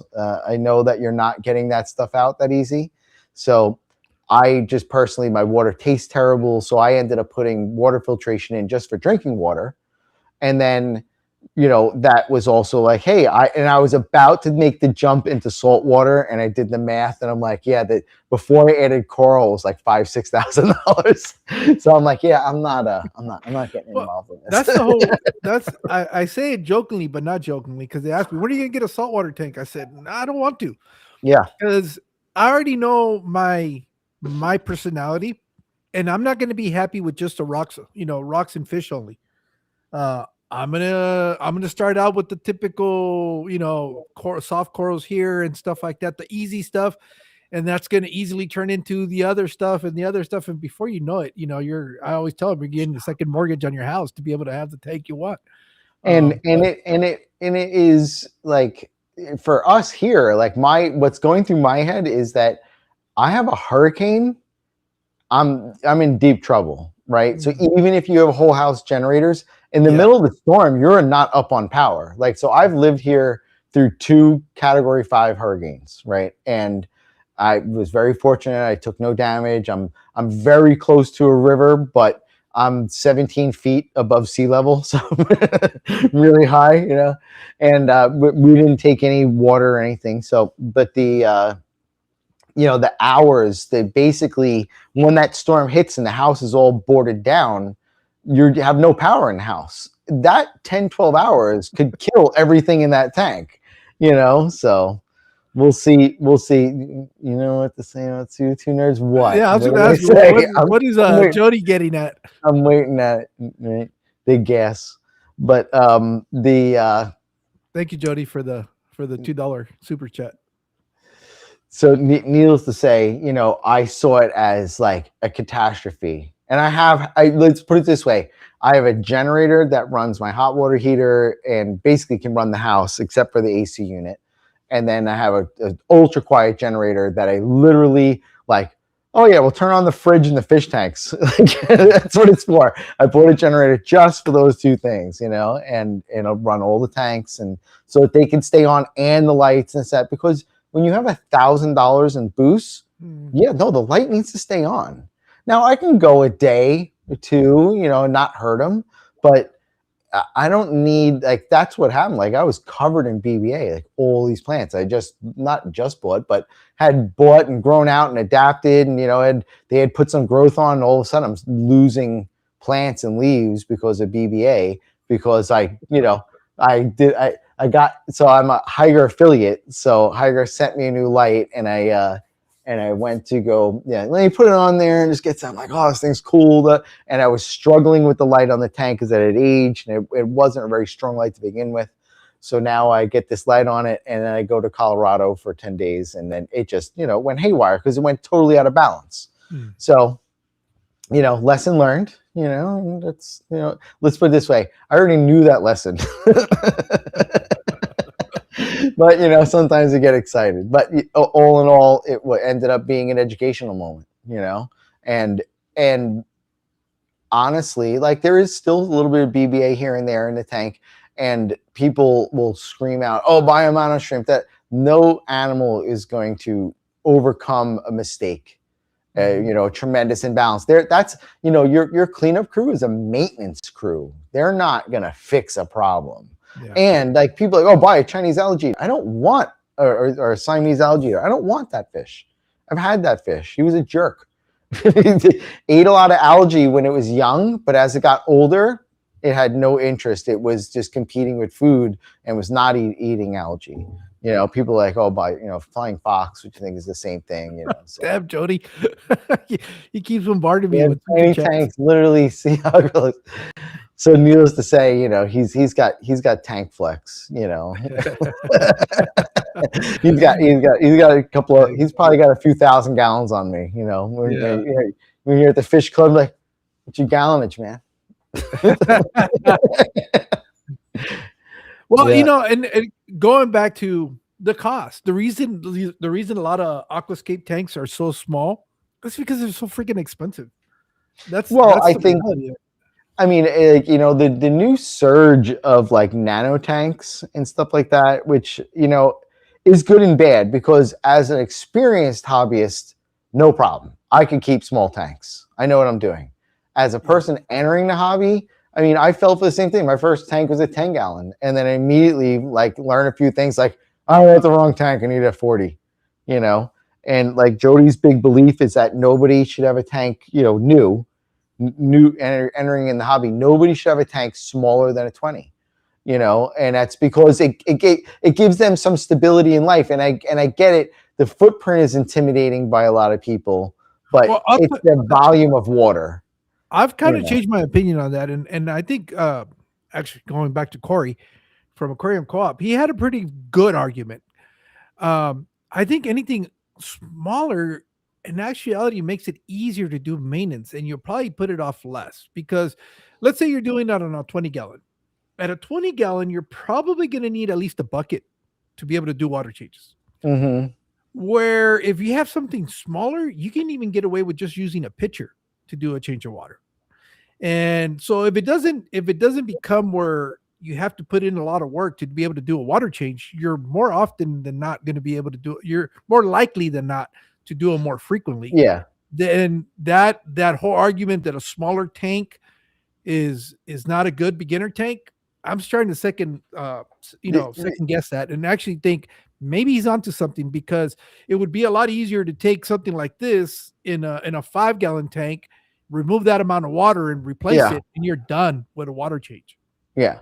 I mean, yeah, I totally understand where that theory is, but I think that people that get a fish tank and then they go ask, how often do I change the water? Like, they don't even know why they're changing the water, right? So I think until you go through that first initial phase and you're like, if I want to maintain a small volume of water, I need to care for it, or it's got to be balanced in the right bioload. That, so Jody has a little, it's you never see it because there's a TV, like where we're sitting and we're looking out. He's got a TV. It's a really cool setup. The 60 breeder TV widescreen and a 60 breeder on the bottom, and then right on to the left of the TV, it's got a tiny little tank packed with plants, only a few fish, and is never getting any attention. It's just, and he's worked very hard on that tank being balanced,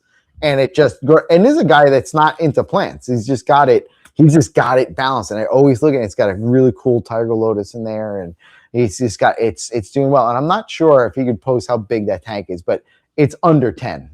It's probably 7 or something like that. It's not a very big, but it's a really cool rimless. And like for somebody in their kitchen or on a work desk or something like that, if they're going to be there and pay attention to it, great. If it's going to go in your kid's room and you're going to walk past it, I mean, I think like the big rule for anybody that's entering the hobby is that your fish tank needs to be in a spot where you're going to see it all the time. You can't avoid it. You walk through my front door, immediately to your front right is my bow front. And then you turn to the left and all the other tanks are down in the left. And it's set up so I'm in my tanks every day. If I had him in my garage, I would walk in, I'd feed him, I'd glance at him, and I'd walk out. And it's kind of like I like it being there and seen. And I think that if it's something that you turn your back on, or you have to go in another room, you may not see it. You're not spending as much time with it, So is more time you can spend with it, the more reward you're going to get out of it, and then you will be more attentive. But I think that when you're going through that learning curve of bioload and plants and this, that, it's kind of, they spiral out of control too fast. You know what I mean? So but then once you get past that first, crest, you could keep a 5-gallon tank, like you said, because you're going to maintain it. You're going to take care of it. The problem is that the bow front came from a friend of mine when Irma hit. When Irma hit, his place flooded. He took about 3-4 feet of water in his condo. So I went down there to pull him out and bring him back here a day after, and he's got this fish tank. I'm like, what's going on with your fish tank? I don't know what to do. And I totally understand. His life is upside down. It's like, I'm just going to leave it there. I'm like, Rich, you can't leave the fish there. It's first of all, it's not the place's problem to deal with this. And, I'm a believer, it's God's creature, and we got to do the right thing. He took a responsibility. It's like, let me take care of the fish for you. Yeah, no problem. Because he just lost his house. This fish is not the priority in his life. We're just amazed the tank didn't topple over, right? So I show up to 29-gallon bow front, and he's got a common pleco in it. And literally the pleco is from the top of the tank to the bottom. He's got to be all of 24 inches. And I'm like, you can't keep this fish in this tank. And so in the discussion, he had this, it was this big, got the fish. All he knew was that he put on a monthly delivery, and my lights are turned off. And the Amazon would deliver the filter. He would change the filter. He would top off the water, and the light was his night light. I'm like, fish don't have eyelids. They need to sleep. They need the light to be off. And he's like, now he's feeling bad. I'm like, we're gonna get this. So I got the fish rehomed, which is great. And the fish actually ended up in a big pond where it belongs. And it's probably living its best life now. But the idea that he's had this tank for years and doesn't know anything about it. You know what I mean? So, and he inherited the tank from somebody that kind of just like offed it on to him. Like, I'm moving. So would you take this tank with you, type of thing. Yeah. So and so I think, but everybody's different. There's no one general person that gets a fish tank. So How are you doing on time? I didn't well, ask you that I got earlier. nothing to do. I'm Okay. here to hang out. So Okay. I just whatever want to you make want sure to because do. I don't know, especially I'm gonna uh switch view because the other light went off. yeah, I just want to make sure that I'm not keeping you from anything or that, No, it's you got to get up no. early for something. Like I said, that I didn't like the video I shot for the cube tank, so I was debating that I might shoot that video tonight. And Oh, and okay. Jody wants me to do a live tomorrow, but I don't know. I have to talk to the GF and see what she's doing. She's at work tonight, but I don't know what's going on. So gotta see. This is what I'm saying. You gotta balance a lot of time. It's tough. And Yeah, it like is. you were saying it's hard to come up with stuff every week. And I want to put out a good product. I want to put out something people enjoy. And yes, there's the hangout factor of it, which is a lot of fun and cool, and like to hang out with my friends and stuff. So yeah, but at the same time, I have life responsibilities and stuff I want to do, and and keep up with. This needs a water change, that needs a water change, and so it's like I know those two are this. Wednesday is their day. So because otherwise it's hard for me to change everybody's water in one day. I'll spend my entire day working on a little tank. So usually, like today, is that time. So Yeah, I think well, the cheat code to my channel has been precisely this, being able to do this. I don't think if I wasn't doing this, I don't know where my channel would be at today. Because I'm trying to think, when was the last time I did a video? The last time video I did, I think, was in a terrarium that I built, and that was because it was something new for me. Um, but this, in a way, kind of fulfills two of those things for me. It generates content, and then the other thing is I get to know people that I find interesting, and be able to sit down and talk to them and get to know a little bit more about them in a different perspective, other than just interacting through comments in the videos. But I don't think if I wasn't doing this, I don't know if my channel would be as active as it tends to be, and even then, it's not very consistent. There's moments where the consistency picks up, and then there's times where it's uh just kind of stays, and not, you don't see me for a while, and all of a sudden I'll pop up here and there. But again, it's also trying to get that balance, trying to get it's all about trying to have a certain amount of balance, because I'm married, I have a family, there's stuff that goes on that you still want to be part of. um and so yeah, it's one of those where you're always going back and forth, trying to find that precise balance where my wife doesn't get upset that all I want to do is be on YouTube, and I can still participate in other stuff. And I've learned that I've gotten a lot better in my personal life, not so much for YouTube. YouTube doesn't like it because all of a sudden I yeah, quit being so consistent. But yeah. the whole thing, and I've always said this, I am not here to make money off of this. I really am No, not. and I mean, I don't think people realize what we're making off of YouTube is not even a big channel. Like there are apps out there that look at a channel and will tell you what they're making, and like huge channels make maybe 1,000 or two a month, 2,000 a month. Like you can't quit your job. It's just by making, so the way to earn is either it's promoting your business, or that you're doing brand deals and stuff like that. Sure. It really, I mean, you know, my part of it was like somebody said to me, why would you put all this effort forth? So I think to kind of explain it to people, like to shoot a video, edit, make a thumbnail, I mean, write a script, 10, 12 hours worth of work, legit, easily.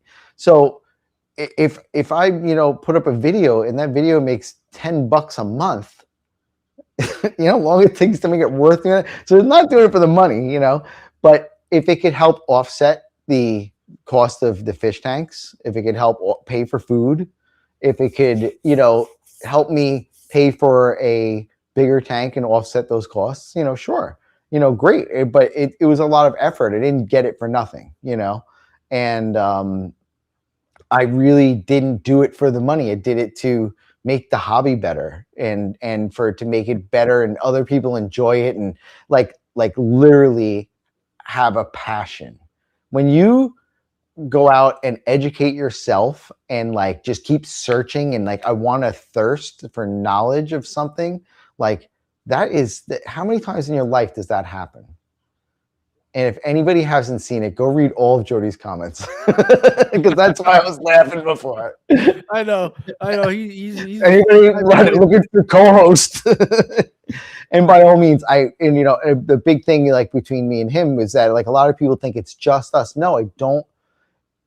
Everybody needs to understand Uncle Joe's fish shed is big. We want the fish shed to incorporate everybody that has that same sort of, mentality of a grassroots buildup of the hobby. And that, as a whole, we're never going to beat Aquahuna's price or Dan's Fish, as a volume dealer. But if you want somebody that has handled the fish and has medicated them and has dealt with them and has good shipping practices, like he fills his bags with oxygen so that if there is a shipping holdup, there's a better chance that fish is going to live. And it's like all these little details of care that you're not going to get from a big box store, or you're going to get from even a local fish store, because that level of involvement is too hard. Now, does it cost more money? Absolutely. But he's looking for people that appreciate that sort of effort and quality that is put into the product. Yeah, and that he will not sell a fish because I bought it. He goes, yeah, I couldn't sell that fish to somebody because it's got a bent spine, and I bought fish from people that were like visually ill once I got home. Like, oh my God, what is going on? We went to this tropical splash, and he had brought a fish with him, and it was in the bag on the auction table, and he looked at it, he goes, and he pulled it off the auction table and brought it home. He goes, I can't sell a fish to somebody. I didn't realize how old it was. It's not perfect. It's not a great fish. I'm not putting my name on that. And that's the difference between somebody that's doing it for the money, somebody that's doing it for the betterment of the hobby. Now, sure, he's got to make a dollar, but the reality is that he's more worried that he's giving a good experience to somebody. And that's, that's the morality that I wanted to align myself with, and that's why we do it. But, by all means, like when he did the 12 Days of Christmas, he had a few, other people on with him, and people like it, and we're a good dynamic together, and me and him are friends to begin with, But I think that's the dynamic is one of the things that I enjoy about the podcast. And I think that's why it really works, because even though you guys do share the same passion for fish, his personality is a lot more outspoken, if you want to say that, where you tend to be a little bit more calm and reserved. And so it strikes this really good balance. And I said to him the other day, I said, you are just chaos, and I'm a planned and methodical person. And he goes, I know, you drive me crazy. And I think that's why also when Funk and I do live streams, we play off of each other really well. He tends to be a little bit more animated than me, and I'll sometimes will take the more grounded side of things. But you have to have those contrasting personalities to be able to make it entertaining. As far as not only educational, because there's a lot of educational channels on there, but sometimes they're hard to watch because there isn't anything that'll keep you entertained. I think striking that balance of entertainment and education is a little bit harder and a little bit trickier to do. It can be done. But again, it really helps when you have those two polar opposites, I guess, where they'll play off of each other. Yeah. I mean, like we did a video on the Imaginarium tanks, Petco's in-house brand, right? They're beautiful but dangerous. And it's a quite long video for what it is. But the idea was that we just had a great time doing it. Like we enjoyed the process. We had a lot of fun. We shot a lot of footage over days. It wasn't just, and then the whole sit down and talk, but it was like, let's we got this tank, and there's the story of that he bought the tank for somebody, painted them, filled them up, and they're bowing, and now we're realizing that the brace is in the water and everything, right? And so like the tank's half filled outside with a few fish that he's quarantining in it, and then we're like, all right, well, let's fill this tank and film it, like, you know. And it was, you know, first time we were doing anything. And so we did it and watched it, you know, bow and get out of square and, you know, square it up. And it was very, it was just fun just to do, just in the investigative part of it. And we just wanted to, you know, share that, because our big worry is that there's a lot of bad information out there. People like, oh yeah, no, I had one for years and it broke. I'm like, it hasn't been out for years. You haven't had one for years. Like, you know, and the problem is we will not know if this tank is any good for years. It needs to go years. And like, we just wanted to point out like what we're seeing in the industry, that like, if you bought a 60-gallon Aquian, it had a lifetime warranty. A 60 breeder Imaginarium has a 1-year warranty. That's a problem. That's a big problem, because like my ex-brother-in-law had a turtle tank, and it was pretty big. I think it's 75, and had a problem with the tank, and they replaced the tank for free, and rightfully so, you know. And that's what you bought when you bought that. You bought the quality, you know. The why are those tanks so dangerous is because the glass is bowing on them.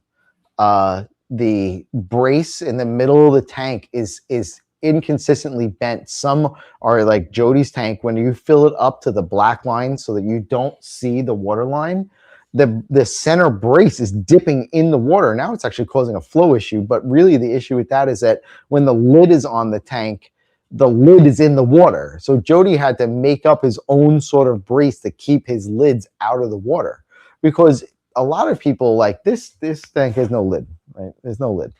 A lot of people have fish that are going to jump. My theory is that I built them Utopia. If they jump out, that's their fault. But the you know, the betta tank has a lid on it because a betta will jump out of this tank. You know, absolutely, it's a jumping fish. You know, like I looked at, I was going to wipe all the guppies out and put hatchet fish in here. And I'm like, and then I learned that they're jumpers. I'm like, I don't want to put a lid on it. You know, it's a big part of the, like, just the attraction of this tank is it's got a top down view, you know? So I didn't want to. So, but there's just so many, there's so many things that you can do and play with in a fish tank, but the fundamentals need to be there. And we just want to bring it up so that they will address the issue, and that if enough attention is brought to it, then we could see. But we're not going to know if this tank is going to fail. And so far to date, we have not got any reports, or we haven't gotten any reports that any of the 60 breeders or bigger that have broken, 55, 60s, anything that's got a center brace in it, right?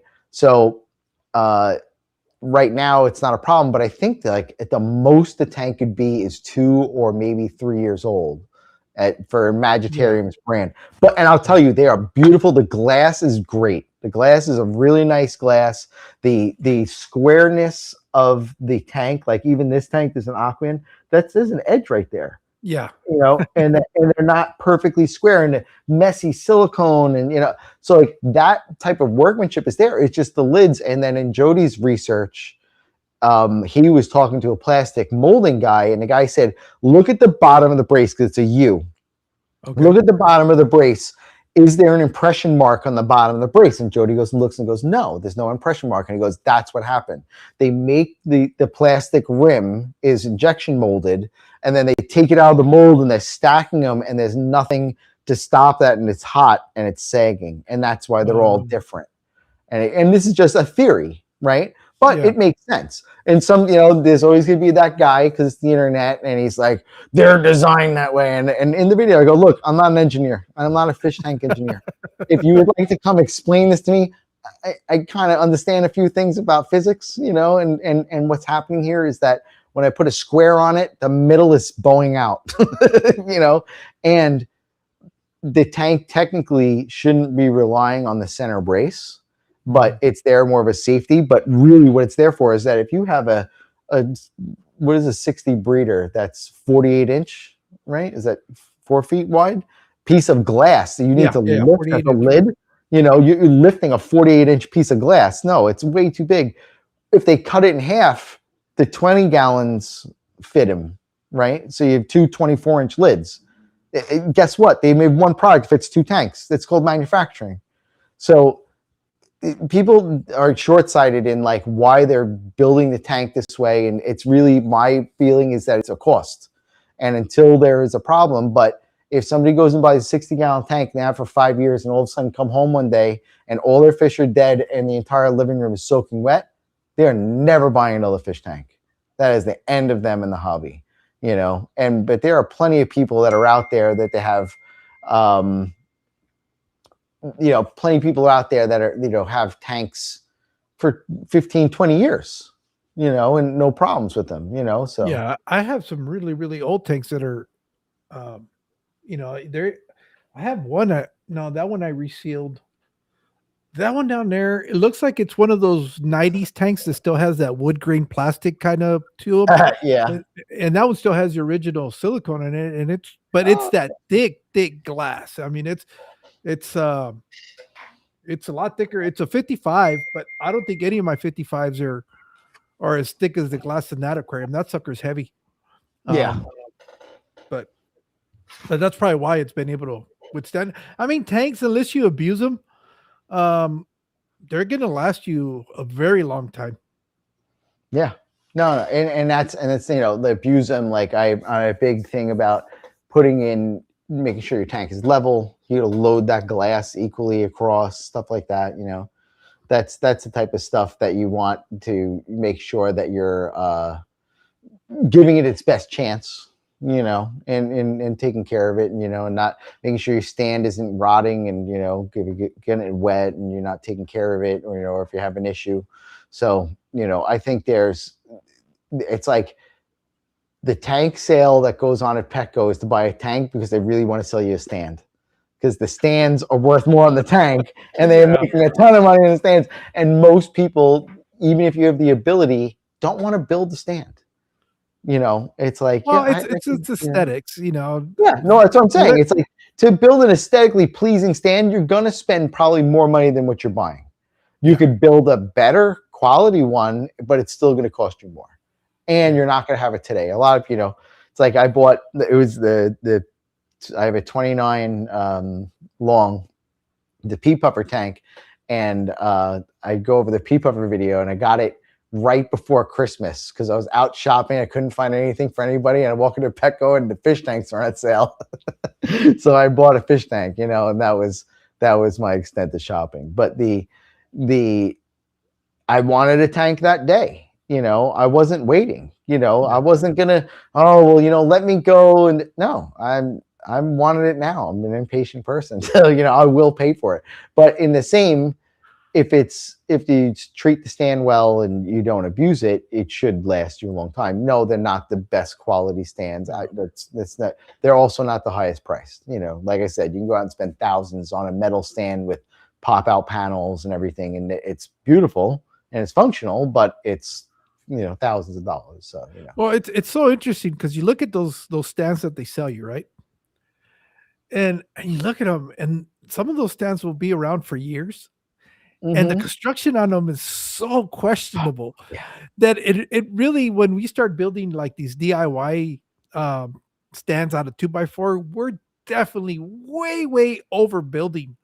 I mean, if you compare them to those particle board ones, or even the ones that are, I gotta show you something. Hey, hold on. You see that? You see this stand? Yeah. This is a Target 2 cube square. It's on its side. And all I did was I put metal 90s in the corner, you know, and you know, this tank's a few $100s, and this is, you know, $35 at Target. You know? So yeah, but, you know, but you don't. It's just a matter of understanding how you're loading the thing, and, you know, for a cube is a very strong structure. it just needs to stay square and have enough bracing. And that's, that's why I corner braced it front and back. So there's 1, 2, 3, there's, 8, 12 braces in it. So it's not gonna rack, side to side. But, and if you want to make it even stronger, you put it back on it, But it's like, I just wanted a cheap stand that was narrow, needed to fit the area. And I'm looking for stands, and they're like, oh, they want $500. I'm like, that's ridiculous. You're talking about a tank that's got a, I don't know, maybe 18-inch by 12-inch footprint. It's not a very big tank, and I don't want this stand with all this, it's not on a tabletop or anything like that. So I needed something to fit my design, and that's what I ended up with. And it's, I envy the people that can wait to build something. And I just saw a guy build a beautiful stand, like you said, 2x4 design, but then finished on the outside. It's like, I have a big pet peeve. You got to please paint your racks. It's like, yeah. Oh, yeah, I painted that one. You painted that one. Yeah. That's the one you sent me. That's why I painted. I had to double check because for a while there, my racks were not painted. It was just yeah. And I mean, I get it. You got them built, set up, and you want to get them in. Yeah, I get it. But at the same time, like, that's the paint is probably why they will last. Because if you get a little water on it, it's not going to suck it in immediately, stuff like that. And then this just kind of became because I was trying to change where it was a little bit more aesthetic pleasing, and you really couldn't see the stand, so it would blend in with the background. Whereas before, I was just had 10 gallons in there that I was trying to breed stuff, so I just needed something to hold tanks. Yeah, hold tanks. It's a different, but that's the difference. Like, if I was more, like you're saying, just breeding fish. Like, we went to this guppy show, and it was a guppy and betta show, and beautiful property up in Ocala area. And guy was a retired basketball coach for a college over here in I think in Tampa University, I think it was, and super nice people. And and he admittedly, he's like, I'm kind of getting out of it. I'm kind of scaling back. And he's an older guy. He's probably in his 80s. And but he's like, he brings me and Jody in to show us his fish room. This guy's multi-millionaire. He's got beautiful house, everything. You walk in there, he's just got them on pallet racks. He's got the tanks in the long way, only a few of them. He's got a bunch of empties. That's why I know he's downsizing. And no lights, because it's just fish and glass bottoms. And there's no visual appeal to the entire room. It's not a hangout room. He is breeding, he's line breeding fish for the fish. He's not doing it for show. He's not hanging out with the fish. That it's a different, and that's what his goal is. And that's fine. There's nothing wrong with that. Yeah, it's a work fish room. It's a working. It's a working room, and so and he has some just absolutely beautiful platinum guppies and stuff, like so it's not like this guy's just turning out a basic fish. They're red and platinum. They're beautiful, and probably in one tank and probably 20 or 30 of like perfect fish, just slight variance, but like very consistent. That he's culled them out very well, and he's done a lot of work on them. So you can appreciate that. Walking in and like seeing that and like, wow, that just shows you there's so much spectrum, and it's not about how many tanks you have. It's not about how much you spent on it. It's not about, what kind of filter system you're running. It's more about, what's your level of enjoyment out of your input, and that's what I just want people to have. Is I just want them to have the enjoyment input, low input, high enjoyment. So, but that's everybody's different. For me, it's plants. For Jody, it's fish. Some people like big fish, some people like small fish. Like I like the smaller fish. I like that a big schooling tank, where you can't do that with a bunch of big fish. It'd have to have a wall size fish tank, so it's easier to do that perception. And also for aquascaping, the reason we're going for nanofish is because the scaling aspect, if fish is too big, it throws everything off. You don't get the impression, like, so. And that is like, that's going to be for me is going to be the learning lesson of like, the right fish for the right design and the look. And, I've watched a lot of people, design fish and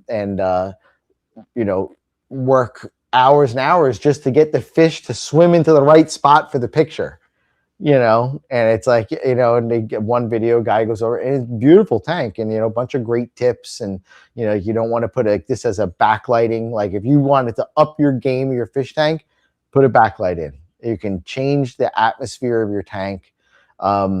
This tank is really cool. It has a lighting kit from a company called Current USA, and it's this serene LED, right? Yeah. So backlighting, stereo, and effects. So this tank does a lightning and thunder and lightning effects, and it has a soundtrack of lightning and thunder, and they're like some cool, background noise and stuff like that. And the paperwork that comes with it talks about the color therapy and like why you would change the color and in what room it should be and so on and so forth, for which color. And it's really, blue shows very well for the fish and plants. That's why blue's it. But I have a setup for a sunrise setup, which is really cool, like an orange yellow background and kind of yellow orange lighting. So really, and it just changes the whole atmosphere, and now it's fully immersive. It's got everything except for smell. And if your tank smells like we talked about before, there's something wrong. So you get all your sensory, input on it. And really, I could just turn off all the lights and just turn on the tank and watch it, So I think that's great. They have a question for you. They want to know what's the smallest tightest schooling fish that you want to get for a 33. Let me close my garage door. Go for it. That's a really good question. And like, I really looked at a lot of fish and I look more at how they swim. For me is really important. Like, and it's like a lot of people like the chili rasbora or the lamb chop rasbora, tiny little fish, 1/2 inch, 3/4 of an inch. Like a neon tetra swims, they dart. And I don't like darty fish. I don't think it's a good look. It's like you're looking at it and everything. Like it's just tense, and guppies are just like, madhouse of, like I call the guppies the Labradors of the fish world, like they just go, they'll just like, I have a problem. If I get duckweed in this tank, it is really hard to get the duckweed out with a net because the fish will swim right into the net. Like they just, they're just not, that's smart. So, but the rasboras work really well. It's really depends. A lot more depends on your water structure and what kind of fish that you can keep. A lot of these fish are really soft fish. Like a mistake that I had made was mixing neons with guppies. It's not fair to the neon tetra. It needs a much softer water than the water that we're going to keep a guppy in, and the fish is never going to thrive in that environment. I had already owned the fish and they've been grown through the water, and Jody came out, he's like, that's a big neon tetra. I'm like, I've had him for years.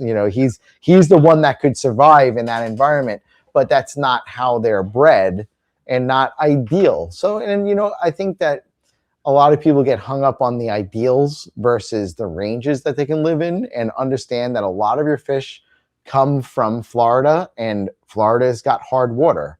So even if it's a saltwater fish, it may be bred in hard water and adapted into that, So there's a lot of questions that you go through. But if you're going to keep a fish that is a low pH tolerant fish, it's never going to thrive in a high pH hard water tank, so hard. I'm in the middle of that research right now. And when I figure out the 10 best small schooling fish for medium-sized tanks, I'll make a video.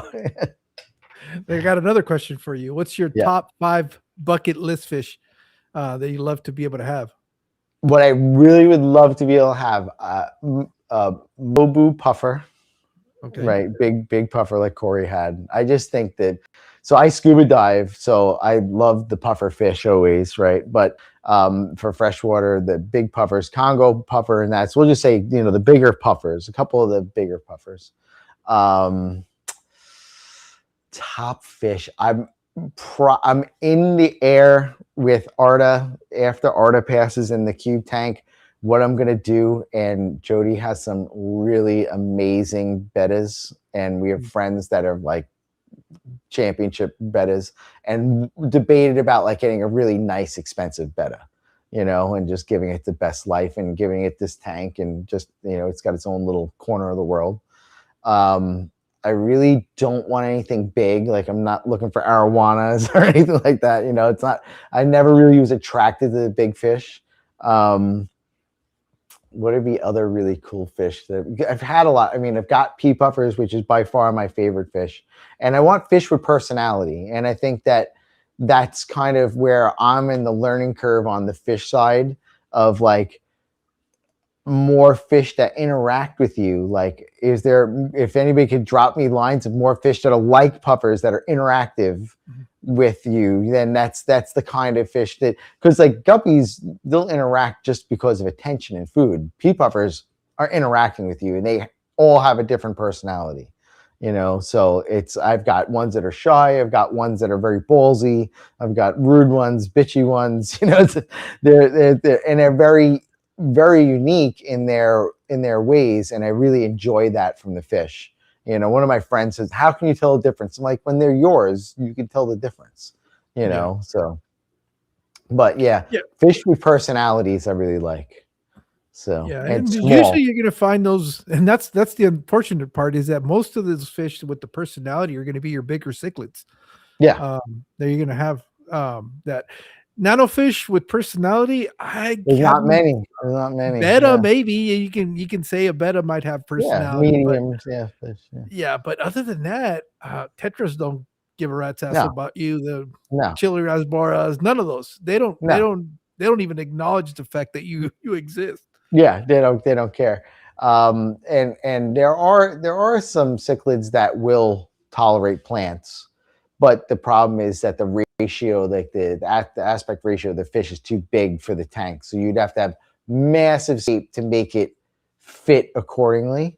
And if we're an aquascape, but a lot of the fish like I'm learning about are more like one fish I want to do that Jody's working on right now is I'm going to do green tiger barbs.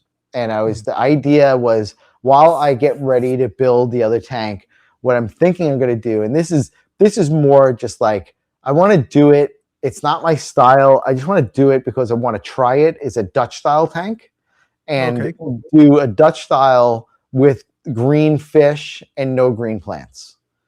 So the only thing green in the tank will be those. And I've never kept tiger barbs. And so that's probably one that would go on there too. So micro gobies are definitely into what you're up to. So gobies, like I've been looking for an iridescent goby for a long time, but you need to really build a tank that accommodates them, substrate wise, and an aquasoil substrate isn't really great for a goby. You got to give them an area, and this is cut with Caribbean Sea. So that's basically crushed lava rock and aquasoil. So to build it up, and to make more volume of substrate, I had mixed it. And that's the thing a lot of people don't realize too, is that you can cut your substrate with other types of substrate to still have the effect of the cation exchange that you need, but you still just need volume, and if you go too different in the size of the substrate, you're going to get a stratification, the separation of the two, So he said, instead of big schooling fish of nano fish, do a colony of wild type bettas, tons of personality, and I've always wondered about that. About people say that the betta sorority, it's everything was fine until it wasn't. So, I don't know about you, but if I get a bunch of women together, everything's fine until it wasn't. But she Art is a female betta, and I absolutely, she is a personality of a fish. You know, it's been a year now since I've got her, and she was full size when I got her.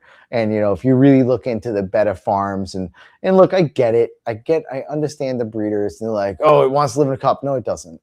It wants to live in open water and in roots and hide coverage and slow moving water, not a cup. But they do that because they need the fish to feel the necessity of breeding. Like as the water dries up and there's less and less water, we need to breed to ensure that there are more coming, right? So that's why they do it. So I mean, I get it. I mean, the psychological side of it makes sense. I'm talking as keeping a fish for a pet. You know, I'm not breeding bettas. I'm not looking to do anything like that. So I want a fish with a personality, and then to give it a big tank to enjoy itself in, you know. And Yeah. like people talk about bioload and the tank. It's really just all about how much maintenance you're willing to do. You know, that at times I've had 300 plus, you know, and I can get because a lot of filtration going on, and I have no problem with exactly match my water. There's no shock value. Temperature, GH, pH, hardness is exactly the same. It's like flowing in a river. Nothing's changed when I change the water. You know, only thing has changed is I've taken out the nitrate and some of the fertilizers, which I'm adding back in. So nothing's changing. I'm just maintaining a balance. But it's could be too hard on the tank to keep up with 400, you know, fish poop every day. The common splendas, betas, the wild types are less aggressive and do well in groups. Yeah. Nice, good to know.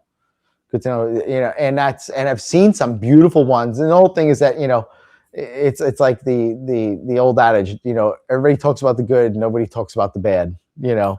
So they show you these great tanks, but like, how long has it been there? You know, is it a long-term thing? It's like, you know, people talk about aquascape tanks. Oh, well, they tear it down every year. Not every tank. And that's kind of like, you know, this tank is going to get broken down. It won't be a long run as a Dutch style tank. It's kind of just going to be an intermediary as I gear up, because really setting up the other tank is meaning moving some furniture and moving some tanks around. So it's like, that's not an easy feat to do. So I got to get all that work done before I do the show tank. But in the meantime, you know, I'll do this. But the show tank, yeah, it's going to be, you know, a year, and then it'll get broken down so I can do it again, because the enjoyment is in the build and the initial grow out. But there's plants in here that you need to give them years of stability for them to really start pumping and thriving, and, you know, just making tons more plants. So like this, it's hard to see in this here, but this is actually 2 stones in here, and I put like 1-2 boosts in the crack, and it's filled up around this whole corner. And if I broke all this out, it'd be about 10 plants at, you know, $25 to $30 a piece. You know, so that's why the numbers go up really fast. I mean, right, that corner is $300. You know, so that's the type of stuff that, you know, you can't, even with CO2, it takes a long time. So and it's not being grown immersed, where if you grow them immersed, they do submerge pretty well and they will grow faster, but that's because the availability of CO2. And so I'm not, if I was growing to sell them, I would grow them immersed and sell them. Yeah. I'm just growing for myself. But I just like to watch it. And you can't see it at this angle, but there's an Anubis wall that's probably 7-8 inches going down to the back of the tank. And the tank's 18 inches deep. So it's a bulk of the depth of the tank. And it started as one plant, you know, a year and a half ago, and now is, you know, 7 inches long, and, you know, just throwing out plants there. And I've recently just cut tons of them out of it, you know, just to kind of thin it out. And, you know, this tank, there was very little swim area. I couldn't see the back of the tank. I had a lot of tall plants in it. So I've, you know, shuffled a lot of stuff around, and some of it I'm bringing to Jody. So we're going to sell. Some of it were plants that Jody gave to me to propagate, which we've gotten to propagate. So you know, fun stuff. And I like doing that. He just shows up and he's like, I got this, grow it. So yeah, you know, and listen, he's a great friend. You know, he's Bill, I got your pea poppers. I'm like, okay, I don't know where I'm gonna put them. No, but a lot of my puffers are very old, so I got two from him, and he's like, I got more. I'm like, I can't. And like, it's tough, and like I keep live food cultures to feed the puffers because they're carnivorous, and it's like when we were talking about helping people. I see a lot of people, and the ex got into a pea puffer, had no idea what she was getting into and what it's going to cost to keep this fish and, you know, stuff like that. Because now you're buying frozen food or baby brine shrimp or buying brine. And, you know, so what she was doing is every week going to the fish store and buying brine shrimp. But brine shrimp have very, very little nutritional value to them, because it's all about what they're eating. The reason we use baby brine shrimp is the yolk. That's why you got to hatch them and feed them immediately. So, and you know, with not and what I've found with pea puffers is that I've had pea puffers that will not eat bloodworms. I've had pea puffers that will not eat brine shrimp. So until I starve them out, you know, then they finally, you know, will start eating it.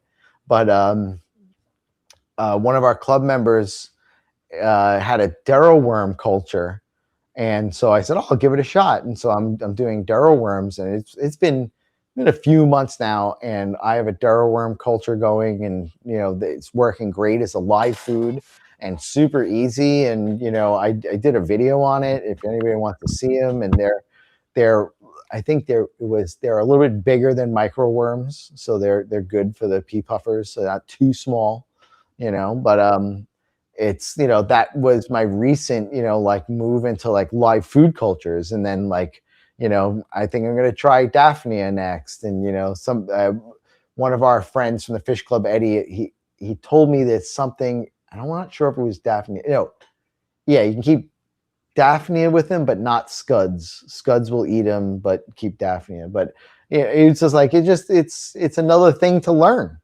And you know, Jody was talking about this the other day, because it's harder to keep a live food culture than it is to raise fish. You know, it takes more work. Yeah, it is. You know, so, but that's, you know, that's been my new thing, and it's because it's really, for me, it's like, I gotta go to the pet store again. I gotta buy more food for these fish. You know, but so I wanted something that was just going to kind of keep them going. You know, and keep them fed, so I didn't have to worry about it. I'm curious, are you guys getting any feedback? I'm not over here. Okay. Are you here? I lost one of the ear covers on my headset, and it's starting to dig in my ear. Finally, I took it off and I put it on the little speaker so I can hear, because the speakers on this laptop are so low. Even if I turn it up all the way, I can't hear. So that's why I put it on here so I can hear you, and then I got the mic going. So that's why I was hoping that it's not doing that reverb. Yeah, CRP. We were up at that auction, and there was a bunch of people selling white worms and stuff like that. And I was thinking, I mean, I should try it, but I didn't know about them. So they're relatively easy, like the darrow worms. And I've actually been thinking about splitting my culture just for that reason, so that if I do have some sort of weird crash, I don't lose everybody at once. But if I do, I have my frozen food. I got my backups. I gave Jody my brine shrimp, because I had a brand new can of brine shrimp and they were out of stock at aquarium co-op. So, and he's breeding, you know, he needs brine shrimp. I had brine shrimp as, you know, a backup, you know. So, but yeah, I got enough. We can start shipping cultures now. Trust me. He's like, we'll be shipping cultures soon. I got them already. Don't worry about it. So, one of our, sorry to cut you off. One of our club, you know, club mates, Josh, is who I got the Darrows from. Say he's, you know, done, and you know, kudos to him too, like just bringing that into the club and into everybody. And, you know, just kind of that's the type of stuff why we're always preaching, like, you know, get into a club if you can, you know, and if there's something around there, and if there isn't, you know, try and start one. See if you can get one, even if you guys meet once a month, once every 3 months, whatever. Start, you got to start from something. So, and then there's Aquarium Co-op has a club locator. So you can find that, and if it's something that you get to twice a year, go do it. Check it out. Meet some friends, some people with common interests. You'll have some fun, and you never know. The next thing you know, you got live food cultures. Those Darrow worms, what kind of media are you supposed to keep them in? So what I do is, if you go watch the video. Oh, okay. No, but what you do is that basically I got like I think it's a 1 gallon Tupperware container, right? And I bought 6 plain magic eraser sponge, right? And I've seen people take old like couch cushion foam, whatever, you got, you can go to Michael's and just get a high density foam. They're an aquatic worm, so they will live in the water. So that's great, because if you do feed and you overfeed and they get out in the tank, they're not going to die off and pollute the tank, right? So they're just going to kind of get established. And I really do think that some do hang around. And then, like, I was working on the pea puffer tank and I stirred up a bunch of stuff, and I'm like, what's that swimming around the tank? I'm like, oh, it's a Darrow worm, and I didn't fed them, so it's sticking around. But just basically that surface there is so that you can feed them. Then people feed them a bunch of different things. I'm feeding mine oatmeal. And like I just take oatmeal and put it in a food processor for a minute, just kind of break it up a little bit. So it's like redworms. Yeah. So just put that in there, and I feed them. Basically, as soon as the seed's gone, I just 2 pinches, and basically the food is your throttle control. The more food you feed it, the faster you need to change your water. So if you feed really heavy, you got to do water change every day. If you feed a little bit less, you can go like 3 days. So it really depends. And really for me, it's I dump it out, and then it's a cup of water back into it. Maybe once a month I'll really wring out the sponges just to kind of clean out, what's in there. But they're not like a black worm or I can't think of the other one that's very popular, where they live in sewage, and that's their problem. Why like a bloodworm or something like that would carry a parasite, because it's living in sewage. These are freshwater worms that are supposed to live in nature. Now, it doesn't mean that in wild they wouldn't have parasites, but they aren't as prone because they're not dirty water, if you will. They come from fresh water. Yeah, that tubifex is the other ones that you were thinking about. Tubifex, that's where I was there. Oh, so these don't live in media like microworms. The reason, I love live food cultures. When I was breeding, that was my go-to. But the problem is the stench. After a while, if so that's it. So so this is what everybody, and trust me, I opened this up and it stinks. It's death. Oh, okay. It does smell. But so if you try and research them and you're looking online and you see everyone's like, oh, I got problems with flies, I got this and that, and it's because they're venting it. And I'm like, first of all, this is my living room. There's no having death, and I was serious. And my girlfriend's like, what died? Blaming the dog, and so I'm like, I'll be done fast, because I got it. I feed Arda, the worms, the pea puffers, and I have 2 pea puffers in quarantine. They're in the quarantine tank. They're done with quarantine. Everything needs to move them, but it's a different story. The idea, though, is that I was like, well, if I can't cap these things, I'm not going to keep them. So I'm just going to cap them. They're going to live. They're going to live. Guess what? They're living. So I don't see a need to vent it, because I'm literally, it's got to be 9-10 months. It's not like I just started keeping them. So 9-10 months, and I only open it to feed it. So I open it daily. So I open it, feed out, and if it really smells, I dump water. I try and basically guarantee it every 3 days, but there's no harm in doing it every day. So what I do is that I pour it through a brine shrimp strainer. so that this way I can strain them out, of what's floating in the water. I don't lose that. And then I just kind of just put fresh water back in it. So it takes me seconds to dump them and that. And like you can see, this is a Brute garbage can. So I use these with my water change cans, right? Mm-hmm. So I always have water, GH, KH set, ready to go, and an empty container so that can accept this volume of water. So I'm always, at any moment, I can change the water. And I've learned that the hard way because I have to make the water. It takes me about two hours or so to fill this container. So, it's like I can't, if I have an emergency, like you said, if I see something going on, I want to change the water.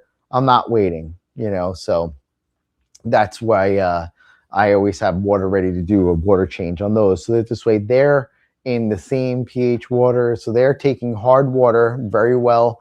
And I run neutral pH. So a 7.0 pH on my water change water. So yeah, somebody was asking which live food are we discussing? That's darrow worms. And that's what they're called, darrow worms? Darrow worms, yeah. So go to my channel and you'll see I made a video on the care. I'm pretty short, and it shows you what they are and like what it's like feeding them. You see the pea puffers eating it, and it's a little bit bigger than a micro worm. So it's not, so, and I'll get guppy fry eating them, so, but if they're real small fry, like that could barely take a baby brine shrimp, they're a little too big for that. But, so I'll tell you, fry are aggressive. Fry are out of the question. What else is really tiny that I can think of? Yeah. Okay. So it's got to be something bigger than a guppy fry. Yeah. Basically guppy fry, I'd say, is like the entry level size of them, So, but like, the pea puffer you're talking about, and like Arta, you're talking about a betta fish, I'll give a pinch or so, and going by that, stomach size versus the eyeball rule, it's like your stomach is relative to the size of their eyes, right? So a little pinch of that is, I forgot what Josh was saying. We were just talking about this. The darrow worms double every 3 days. So basically you just throttle them with food. So, and they're not the same thing as detritus worms, right? Because I think that's what they're asking. No, not a detritus worm. No, detritus worms in the mulm and stuff like that. Yeah, I think I would have to check and look it up, but I would want to say detritus worm is bigger than this worm. Yeah, they're significantly bigger. So, yeah, exactly. It's like it's a much, like when I'm saying it's hard to gauge the size, but they're all up the side here. Let's see if I can hold this up and get a good angle. So like they're a thin worm. Okay. It's not much. And look, you're lucky we don't have smell-o-vision, and that you don't smell this. That I'm opening this up. Girlfriend's gonna come in there and scream at you. What she's a nurse. She's at work, right? So just two pinches. Right, and then that's all them. And this, so the red stuff is the worms. That's the old worms. Oh, okay. Yeah, so that's all. They are kind of like a tubifex, but except they're not in sewage. Yeah. So these are a fresh water. Would be found in like a little stream or a little culvert or something like that, where we're in the banks. But they bundle together in like little balls, so they try and stick together, and being that they do swim, that for the pea puffers especially is the mental stimulation of live food. When you have something that's a little bit more intelligent, I think that's a big part of it. Like they need something to chase. And it's like I have snails, and the snails that I put in the tank and stuff like that, so that they have something to go hunt. This is what they do naturally. And then just eating food that's just given to them. And I've tried, I put baby brine in rapashi and cut the rapashi into little thin things. They had no interest in it because it's not alive, and it wasn't real. So I was under the impression darrow worms and detritus worms were interesting there. So yeah, and it's really live food, a lot of people will tell you is like a big difference in the quality of your fish and like how they look and how they respond and act. I mean, there's plenty of people that swear by live food is the only way you're going to get fry, through the first stages and stuff like that, so According to the AI, this is where Yep. the confusion might be. It says that um, not all detritus worms are darrow worms. So that means there are some darrow worms that Maybe, could yeah. potentially. And I mean, it's very hard because when you start researching, Yeah. people will say microworms, darrow worms, and and like even in my video, you see in the lid, I wrote microworms because when I got them, I thought they were microworms. And then like I had already set it up and built the whole thing and that lid. And then I'm talking to Josh. He's like, no, they're darrow worms.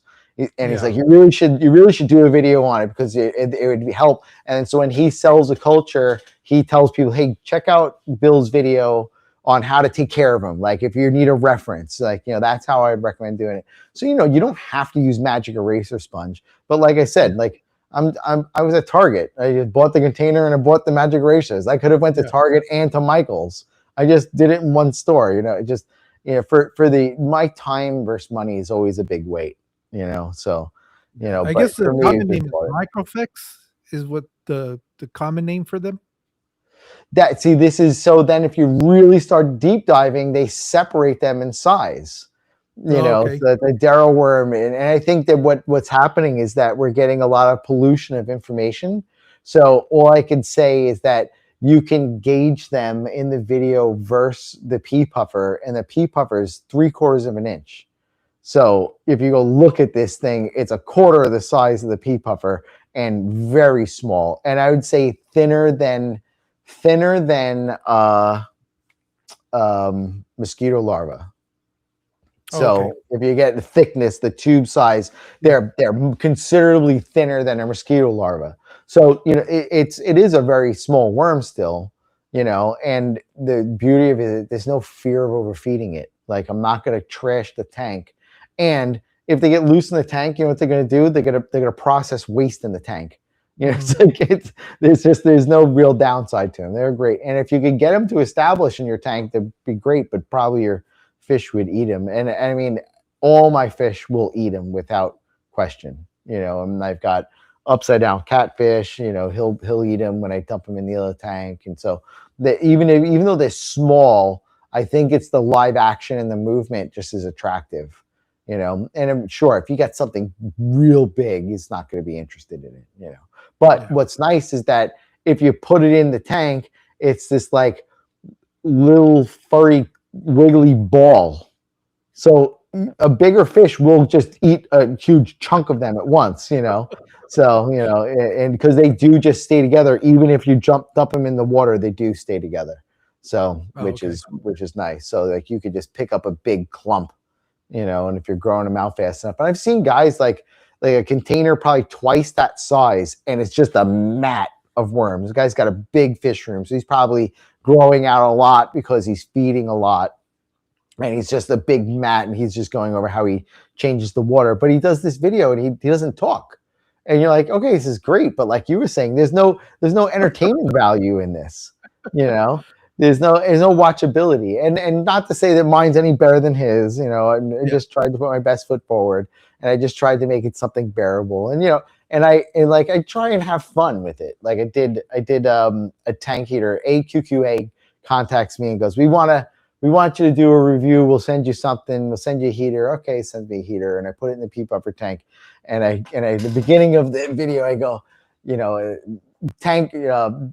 Heaters are the most responsible for tank crashes, and then I find a video of a tank crashing over a wall, and that's in the video. It's like that's a tank crash, So, but my humor is dad, but I'm not a dad, but I'm full of dad jokes type of thing.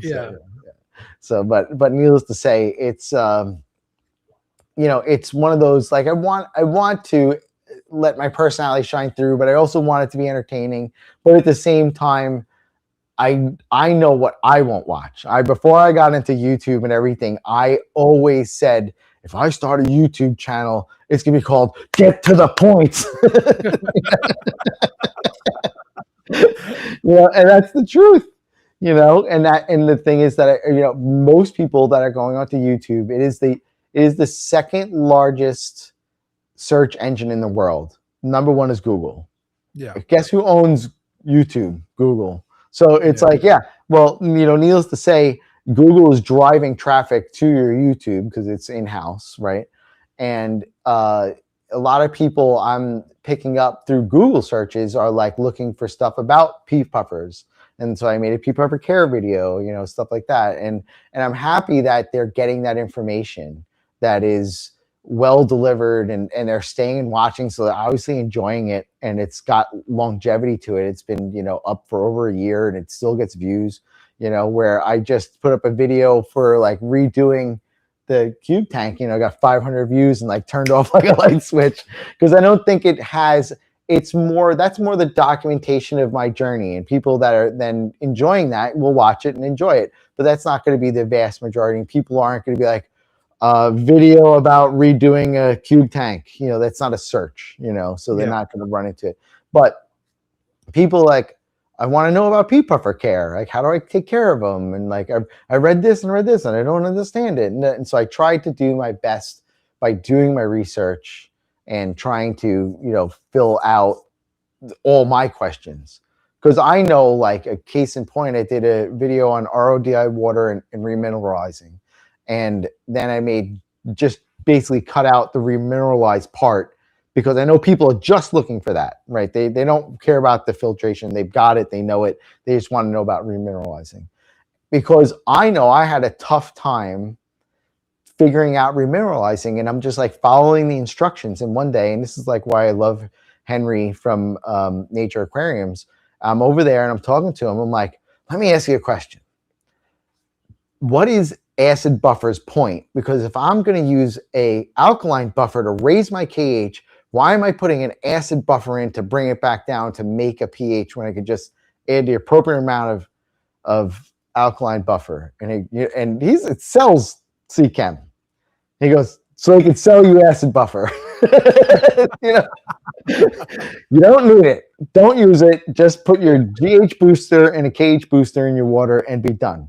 And because if you read their things like add this much, then add this much of this and that, and I'm like, you don't need that. And I'm like, but it's like, I don't want to hurt anybody, so maybe I don't know enough, so I'm just doing as I'm told on the instructions. And I'm very much the person that needs to know why. So yeah, I'll do it because it's the right thing, but I really want to know the reason why. So when I finally was able to find somebody that can give me the reason why, I was thrilled. So I made a video and told everybody the reason why you don't use acid buffer and what acid buffer is used for.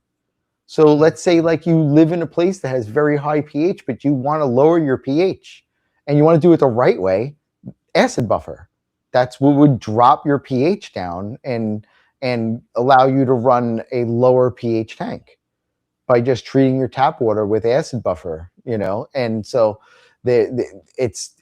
and I go into the video about like trying to explain to people like you shouldn't be adding this to your tank. And some famous aquascapers, the guy's like, and when you do your pH, dude, you just shocked every live animal in that tank. You just changed the pH 3 degrees like that. Like, it's not good. And so like I try to explain like, osmotic balance of the fish is all related to the KH, right? It's not pH. People say don't chase pH.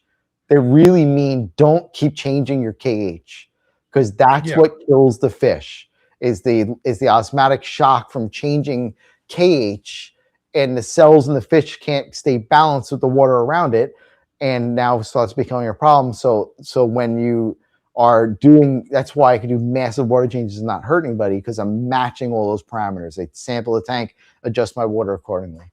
The KH change can't be, I would say no less than a half a degree on a water change. You can't let that vary very much, because then the fish go into a shock. So if you're at 4, 3.5 is like as far as I would want to make a change in one day. You know, it should be a very slow, gradual change. And, you know, you see people like, you know, online, you know, don't chase pH. And the other guys, add baking soda to your tank, because alkaline buffer is basically baking soda, but there are other things in it.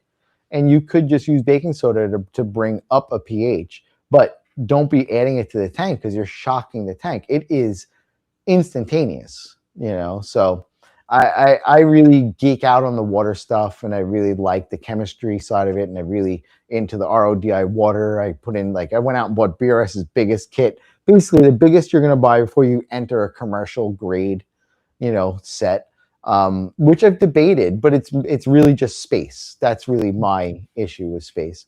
But you know, I try and educate people on RODI water, and, like, you know, so that they don't waste the money. And, like, people come to me, like, have really bad water, and they're like, what do I do? Like, you can buy RO water.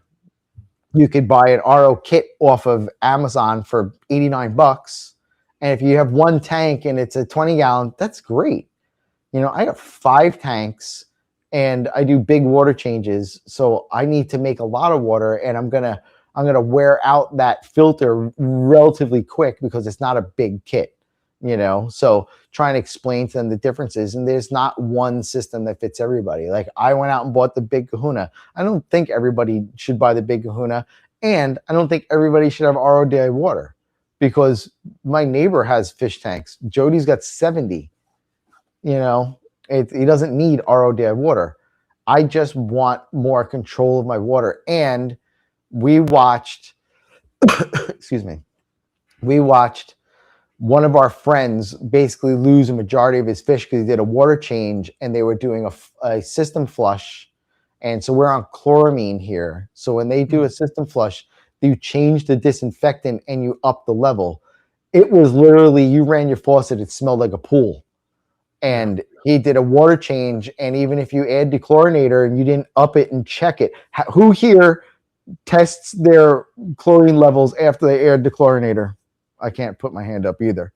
So he just put his normal amount of dechlorinator in. We've tripled the dechlorinated amount in there, a chlorine amount in the water, and he basically lost like 3 tanks of fish by doing water changes. And then he, through conversation, I said, oh, did you see that thing? It's actually in one of the videos about them, like a moment flash on the news, like, people on dialysis and people with fish tanks, you know, be aware we're doing it and take extra precaution. They didn't tell you what to do. They just take extra precaution, because if you're on dialysis, I guess that you're using the water and it needs to be dechlorinated. So, I mean, I don't have dialysis, so I don't know, but it's pointed out. And it was actually the first night I saw it just said dialysis, and the second day it said fish tank. And I think what's in my video, it just says dialysis, but then I saw it the next morning and they added fish tank to it. So that is completely eliminated from my life. I don't have to think about it. The only thing I use dechlorinator for is taking bleach out of the water they use to clean Purigen. So it's I don't, yeah. So basically it minimizes, and I love people like, don't use any chemicals. And I'm like, fertilizer is not a chemical. Like, you don't know what you're talking about. Like, I use no chemicals on my tanks. So just fertilizer is the only thing that goes in my tank, you know. So, and obviously GH and KH booster, which is also not chemicals, you know, just salts. Yeah, somebody's asking what's a dechlorinator. It's an additive they use to remove chlorine or chloramines from the water. Yeah. So like, there's a lot of companies that make it. Yeah, there's a lot of companies. You know, Prime. I use a lot of Prime. That's Aquarium Co-op's Easy Dechlorinator. Basically, one thing that I think that people need to know about dechlorinators is that dechlorinators use oxygen in the water to perform their tasks.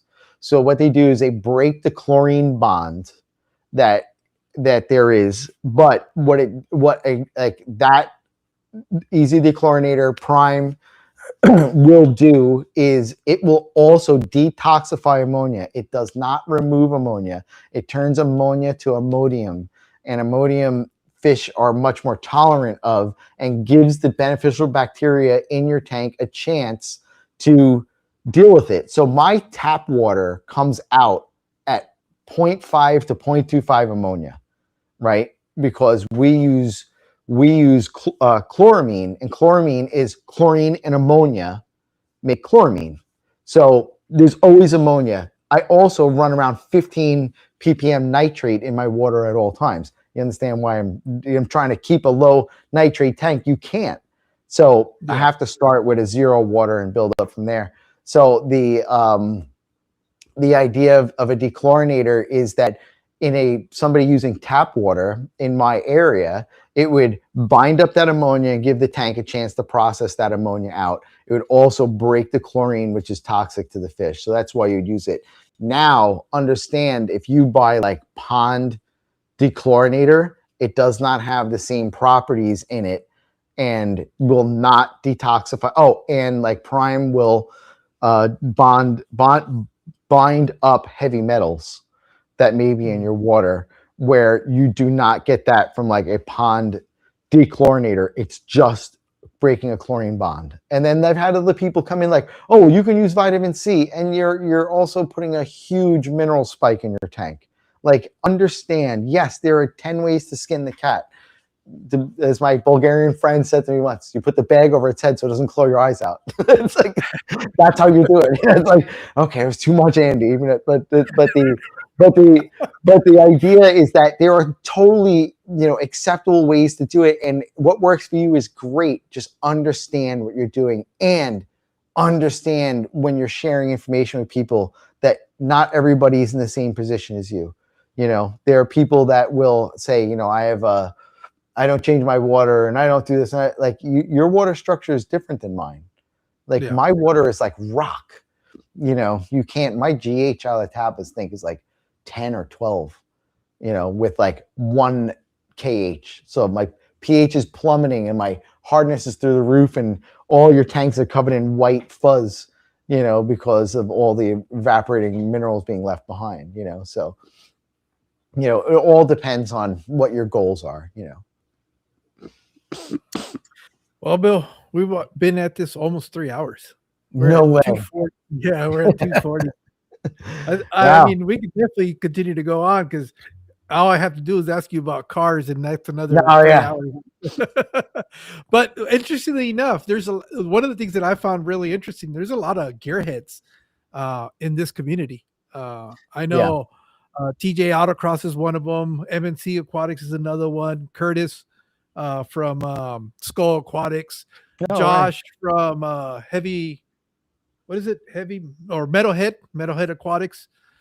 He's actually a mechanic also. Happy Place Aquatics, Jim, he's also a mechanic. So there's a lot of gearheads here. I mean, I think it may be that because we all need some sort of therapy from our jobs. It's fucking mental,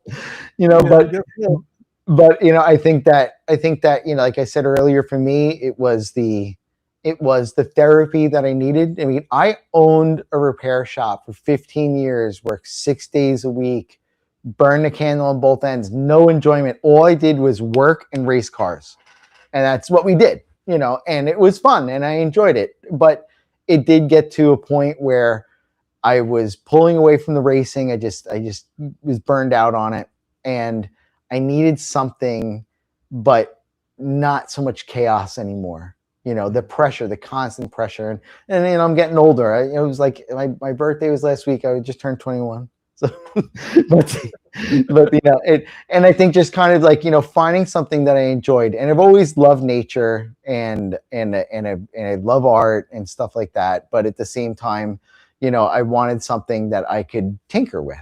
I'm a tinker type, and I think that kind of goes into it, that it's like, fish keeping is not a set it and forget it.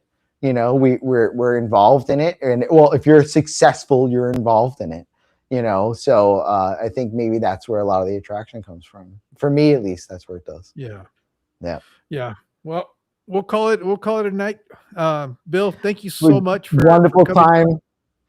Yes, I think your guys' next topic, I guess, for the Wet Floor podcast is probably going to be the Dura worms. There was a lot of people to talk about the Dura worms. Yep. Well, needless to say, it was a pleasure, and I thank you for having me on. Thank you, everybody, for your questions and hanging out with us while we did this. And Mexicali is one of my early on before I was monetized. You were a fan of my channel, and the plug. Kudos to you for doing the plug, because it is getting that word out, and I'm getting to like a lot of the fish keepers I've never saw until I saw them on the plug. Right. And I watch all yours. Usually I'm not catching the lives. I'm watching on replay. Yeah. And, but I never got to, these people are not coming up on my feed, so it's pretty cool to get to see some other people and what they do. And you do a great interview, and man, just enjoy it. So the wet floor, we've already said this, the wet floor is going to have to interview you. You're up. All right. Anytime you guys, want to do it, just let me know. And we'll set up, and we've been talking. We're gonna come and meet you when you're on vacation. So maybe we do it then. We'll do it live from there. We just do a dirty live right there. We'll figure it out. All right. All right. Great. Thank everybody for joining us tonight. This was a little bit one of the longer ones that I've done with a guest. Well, I can talk. Oh, I know. I love that. These are the easiest live streams, is when I don't have to say much. Nice. And usually those are the best ones too, because we get to hear the person that's on and not hear me say nonsense. So with that being said, thank you guys. Mickham, thank you so much for making yourself known. Yeah. With that being said, have a great night, and we'll see you guys soon. You guys take care. Good night, everybody. Take care.